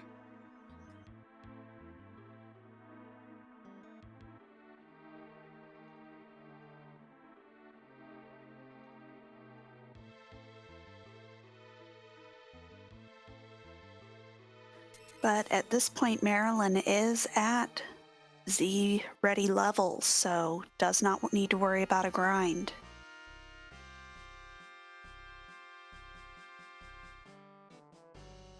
At this point, her really only hope is finishing this up, going straight down to the Fame Arch, completing both bosses down there, which will give her the tower key from that Kaipo Guard spot, and then completing Antlion for the objective. And that tower key hopefully pushing her to tower to get the Twin Harp. Otherwise, at this point, PK is a grind away from moving up to the moon, rolling down to the Z fight, and trying to claim his spot in the brackets. And we see a very angry octopus here at the Bahamut altar.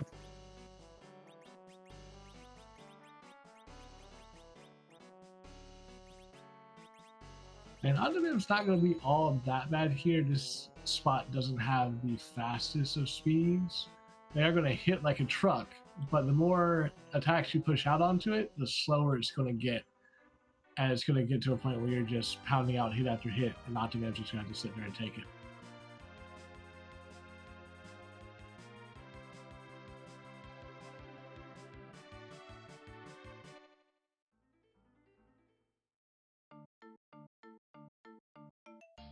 So at this point, hour 30 in, PK just got the Darkness Crystal. They are in go mode. Do you go D-Machine, or do you feel like you're behind and hopefully check for sirens on the moon and not find them and then think about undergrinding?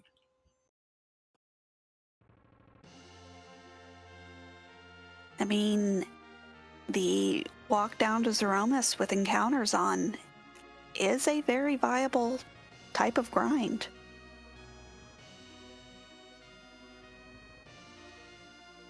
It is. There's also the trap chests in the lunar subterranean as well. Those enemies can give a lot of EXP if you can survive those fights. Same thing with the behemoth fights down in the Cape Bahamut. You can go down there, turn encounters on, and fight those scripted behemoth fights.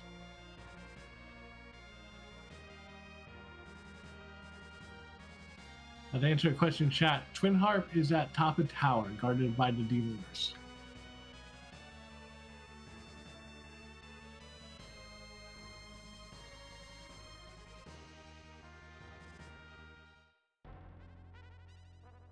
And only gets a sand ruby up here on the Bahamut altar. Well, that's a Sid if we want them.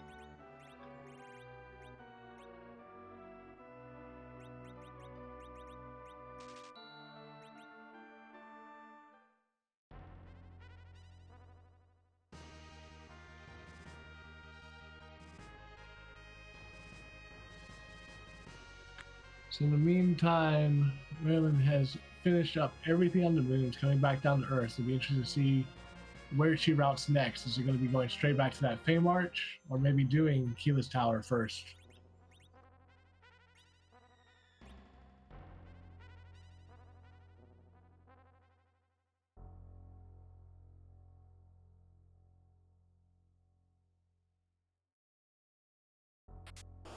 And looks like is heading straight to the Fey March. PK is going to give us the hairdryer chest to get a couple of levels. This is a very interesting strategy, seeing that we don't have sirens. Does have enough coffins though to kind of get through this.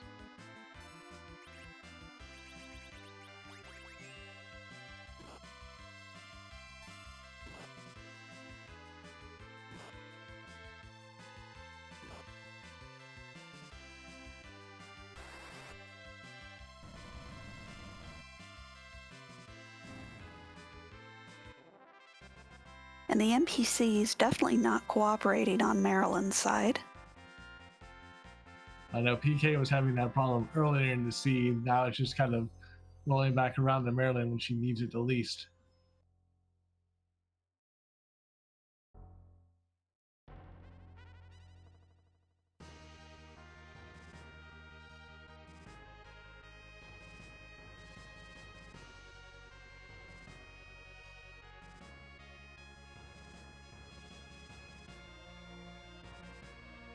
To answer your question, chat, I believe that PK used his siren back on our deals. I don't think he picked up any additional ones anywhere else. I don't think we've seen them.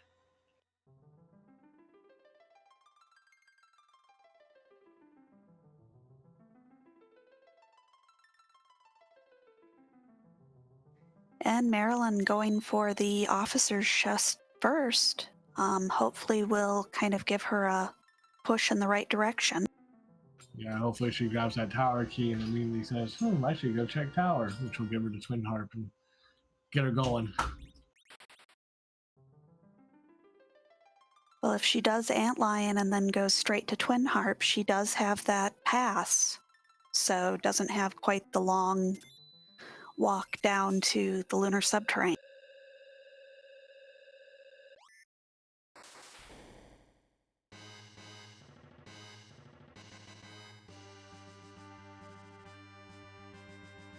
Yep, there's the tower key for this fight. Let's see if she just rolls right into the antline or goes saves first. Looks like she's going to go take the safety save.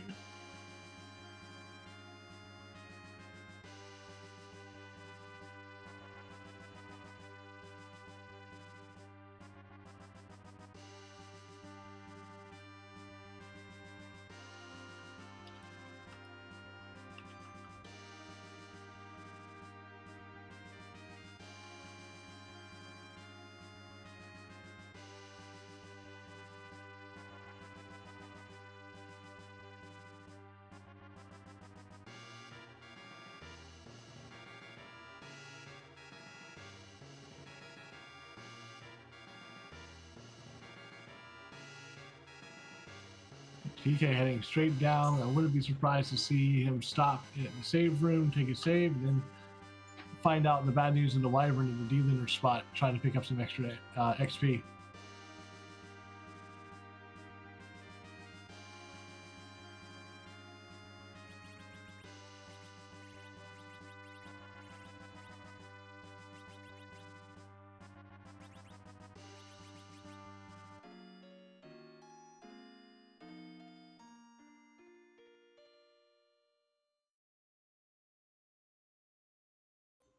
Yeah, with PK saving, that's exactly what he's going to do. Probably try to check that D-Lunar spot and again get the unfortunate news about Wyvern.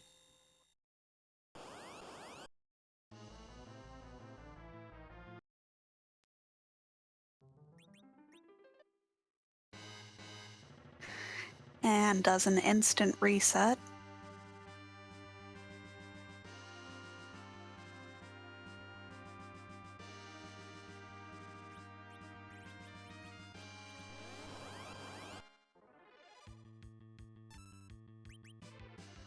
PK does still have one siren. She's going to use it right here on some gold dragons now.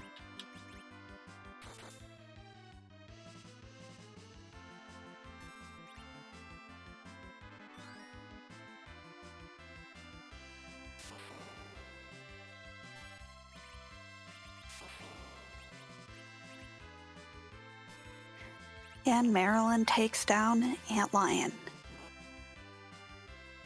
So that's going to be objective number 3 taken care of for her. And she is still just on a hunt for that twin heart.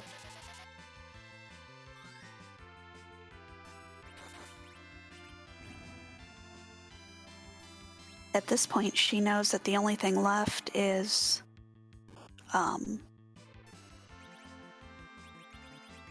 that tower.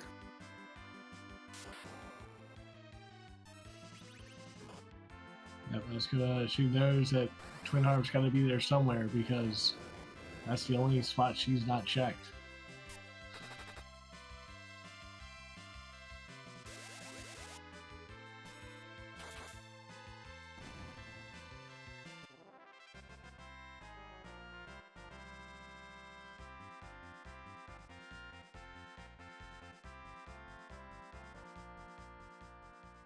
And if she does go straight to the top of tower, probably will not be checking the tower key spot as she will be in go mode. Well, once she gets her harp. In the meantime, PK does his one siren and immediately makes a beeline back to that save room. I would not be surprised to see him charging down the lunar subterranean right here in just a second.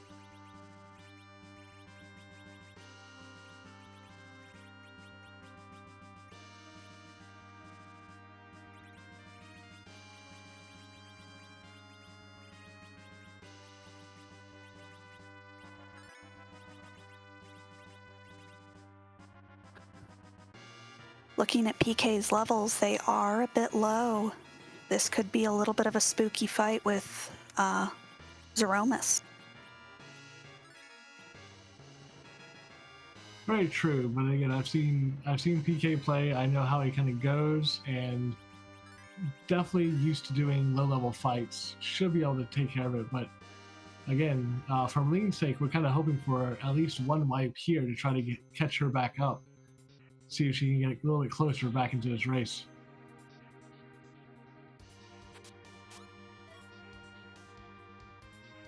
In the meantime, PK is diving down. He's going to go head down to that Zeromus fight. And it's about this time in the stream that we have a question we'd like to ask. So, Alicia, would you do us the honors today? I sure will. Tonight, in this last race for play-ins, whose butt are we gonna kick tonight?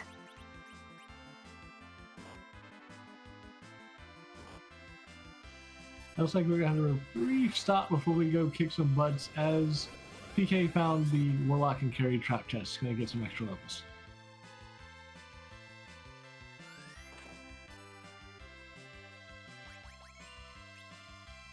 In the meantime, Maryland finishing the top of tower fight, getting their twin harp. I'm sure is about to beeline it back down out of the tower and straight to Cave Magnus.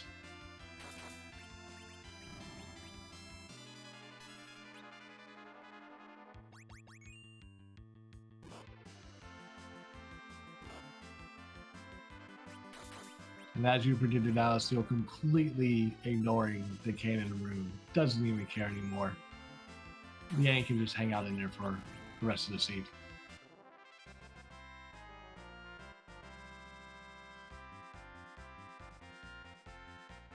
And picks up a cool 200,000 experience.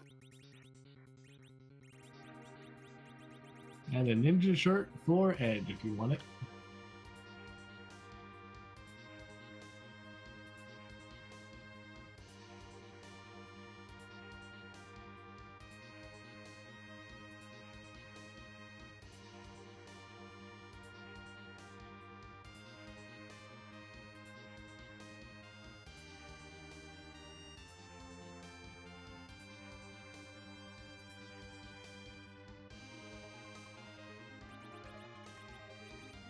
And Marilyn stopping to pick up some star veils. I think she knows at this point Twin Harp's all that's left. As soon as she's done with that, she's already going to be parked there at Troya. Go ahead and take the pass door. Just getting pretty much prepped for her Z fight. In the meantime, PK is entering. And let's see who's butt. Boasting. Who do you want to see tonight? Oh no. I usually go with Ultra Smiths just because I know Natara really loves Ultras and Ultra Smiths. But I think one of my favorites has got to be Bigness.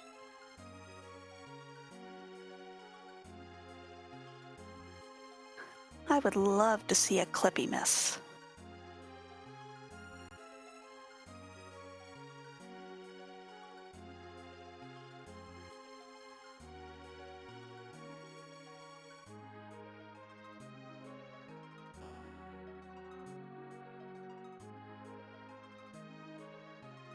We hit the Gur Arg, and Zeromus' true form emerges, and it is.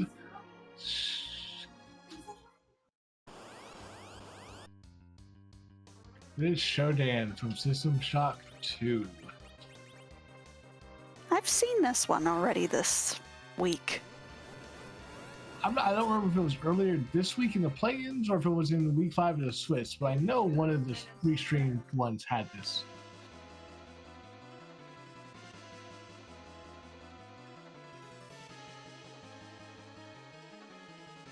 In the meantime, Lorraine going through the Dark Elf script and about to get our reprise of our Super Mario RPG music.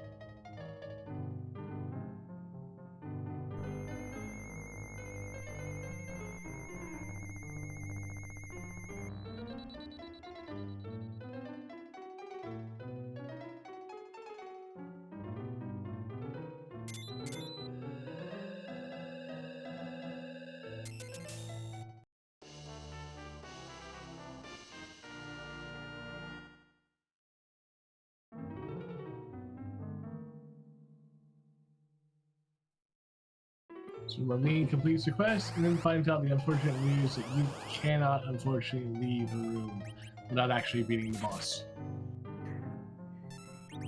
Which I find so funny because they give you the crystal. Why can't you just leave?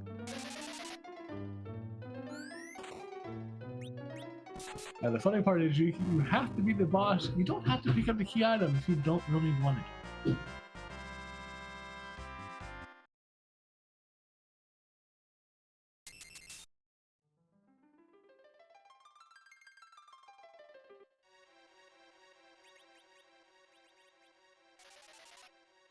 And in Marlene's case, she says, yeah, I don't care what item it is. I don't need it. I'm walking out without it. I'm going to go exit and head straight down to Troya, try to get into her Zeroma's fight.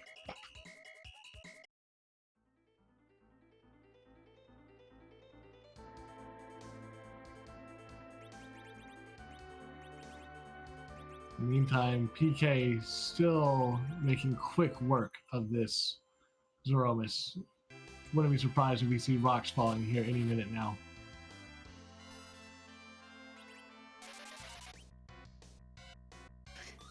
And that poor Kane just still throwing that dwarf axe.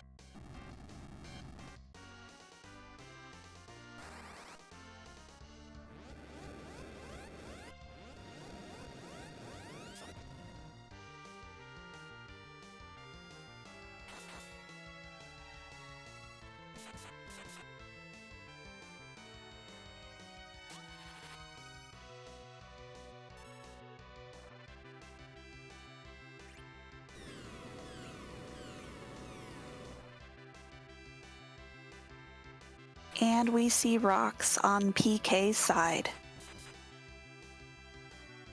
So while Marilyn is going to be entering the fight, PK is ending it. Should be only one or two more strikes. And there it goes. PK has won this play-in match with a final SRL time of 1 hour, 49 minutes, and 47 seconds. And we'll be moving on to the bracket rounds. GG to PK.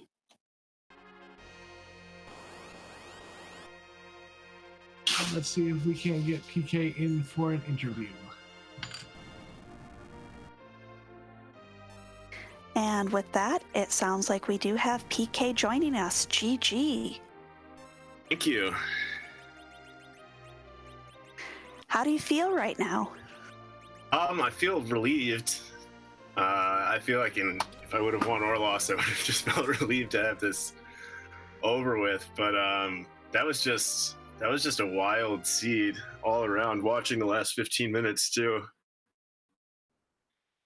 Yeah, everything kind of turned for you, staying and fading that dwarf castle.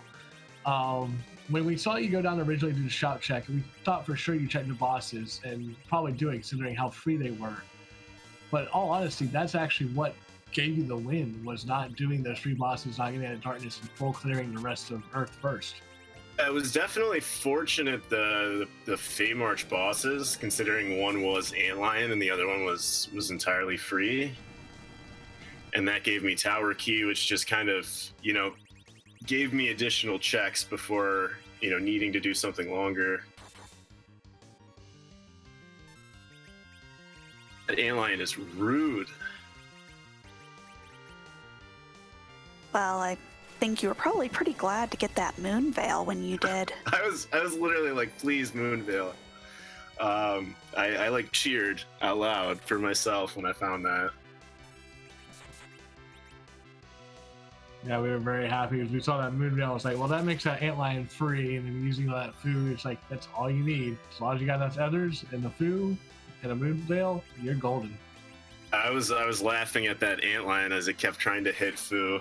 It just felt very nice after how many aggressively hard punches I had taken in my first two efforts on that fight.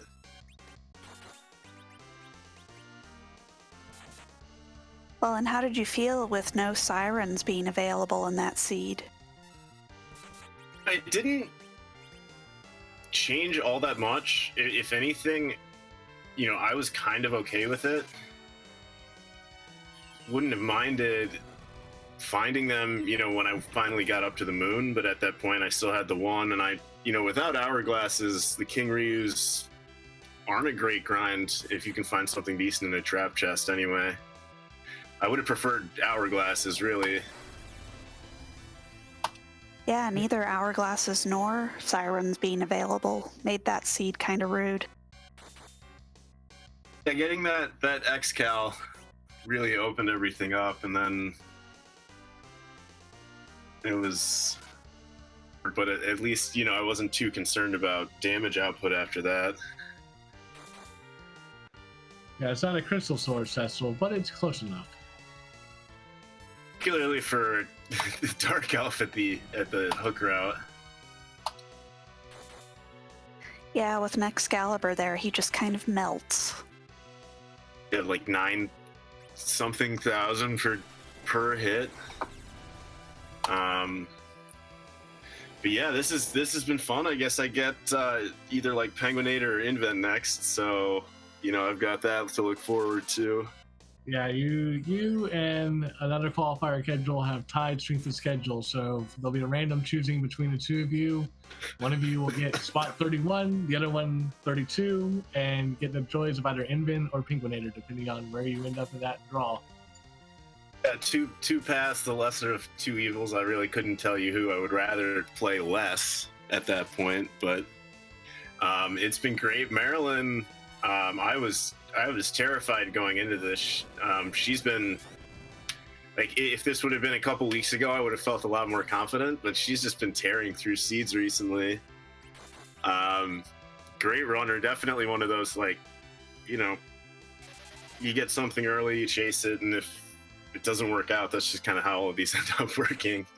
Yeah, we pointed out at the beginning of the stream, her 2 losses were to people who finished at 4 and 1 respectively. So she definitely had a harder shot to get here, whereas you had to claw and fight from week 3 on was elimination. So yeah. GG's getting through. Thanks. This is 4 straight must-win matches. Thank you everyone for putting it on, and Yofis and Fries on the restream and the tracking. This has been a heck of a ride. I'm looking forward to seeing which one of the two I end up with next, but thanks Gambit and Alley as well. Well, thank you for putting on a show for us. Oh, anytime. Thank you. Take care.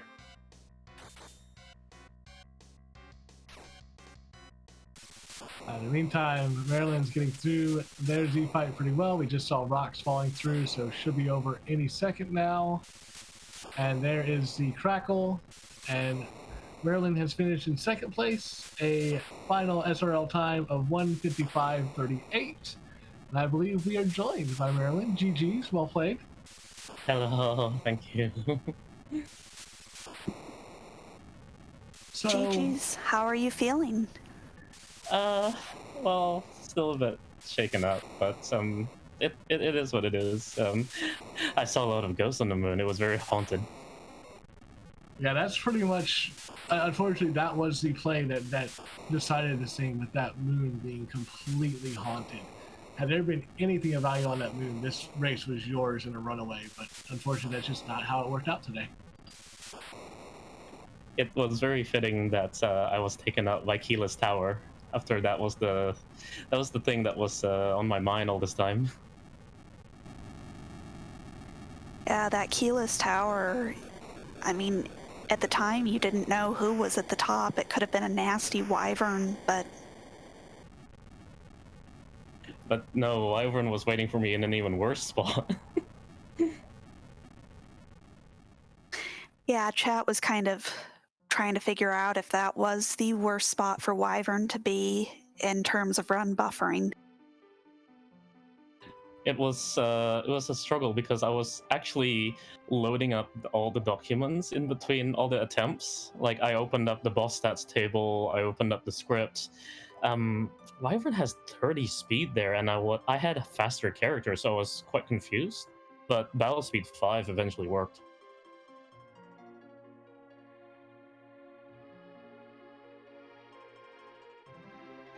Yeah, we were all very happy once you were able to get through that Wyvern fight. Unfortunately, it didn't yield you anything but a defense sword and a Masamune, but definitely got you the extra experience, and you definitely had the levels coming back from the moon. Unfortunately, levels don't do any good when everything else is still hiding from you. Yeah, it was also funny too. I've never been in a situation where I get my crystal in the middle of the Twin Heart cutscene, so I just tried to walk out, and no, the game has other ideas. Yeah, the Cave Madness is one of those places. Unfortunately, it locks the door behind you. You can't leave until you defeat the boss. Key item there is simply optional, but the boss is not. PK told me what it was. It was a moon veil, which he used on Antlion, which was a good stroke of luck. Yeah, his kind of stumbling block was definitely that antlion, because antlion there is rude. Yeah, finding the darkness crystal, I don't even remember where it is now, but finding that made me go, okay, I'm gonna bet on Twin Heart being on the moon, because I know I don't want to touch that antlion until I'm ready. Yeah, that darkness crystal was locked behind the terrifying bosses of Dwarf Castle. Always. I feel like I've seen darkness crystal at Dwarf Castle so often.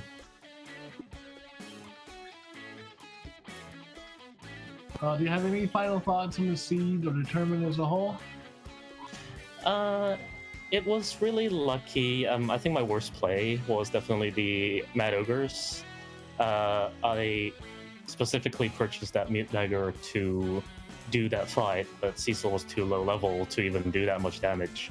But in a way, that was a hidden blessing, because that funneled me back to Earth Crystal, which got me Fu, that got me the Baron Key, which was required, and things were much nicer there. There's one other thing that I just remembered that you missed. You didn't loot Damsian, and there was a curse ring in the Damsian treasury, which would have been helpful for you early game. Oh, I made this. I made the decision. Well, I don't really want to loot that much, and with the Earth Crystal start, I said, let's go for the treasury rather than Damsian, and I guess luck was just not on my side this time. Oh, or unfortunately, rando gonna rando sometimes. You played a excellent seed, an hour 55 in this seed, doing as it was is a great time. You have shown in this tournament that you are a great runner. We look forward to seeing you in the future, not only the community races, but the Zima Zone 3 coming up this upcoming summer. And I, for one, want to make sure I don't have to face you at any of those. Thank you. This was my first tournament, and I feel really proud of how I did for my first time. Absolutely. A great first showing, and you've shown some of these more established runners that you are somebody to be trifled with.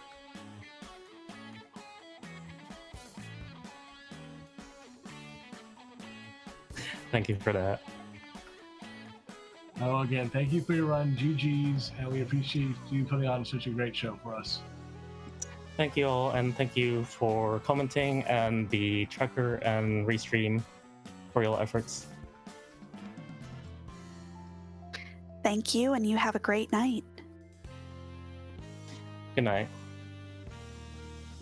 And that will do it for the play-in rounds of the Fabul Gauntlet tournament. Our bracket is now set.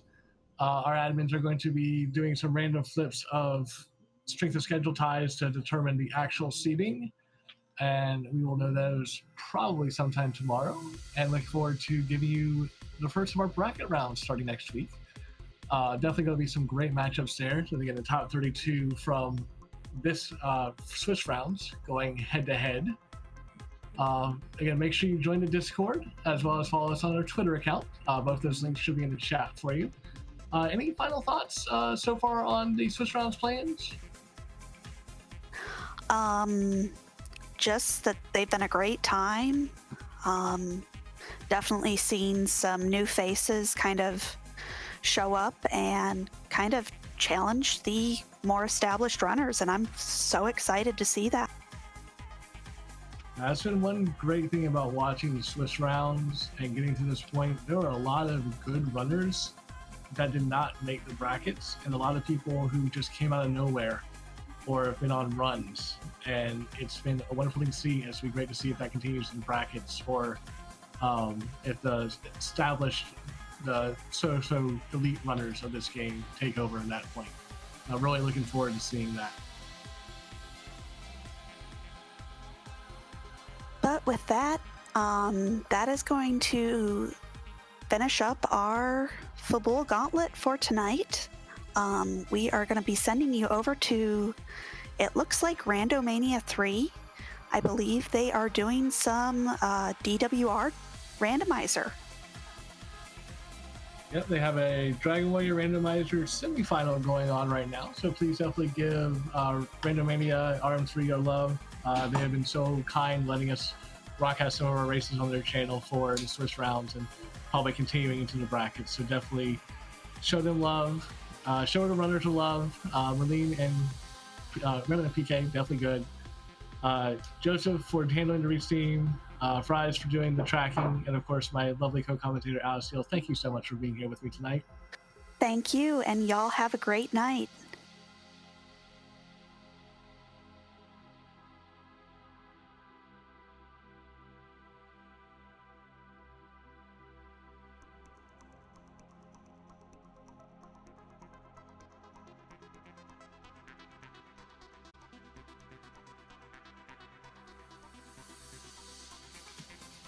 GG's, guys.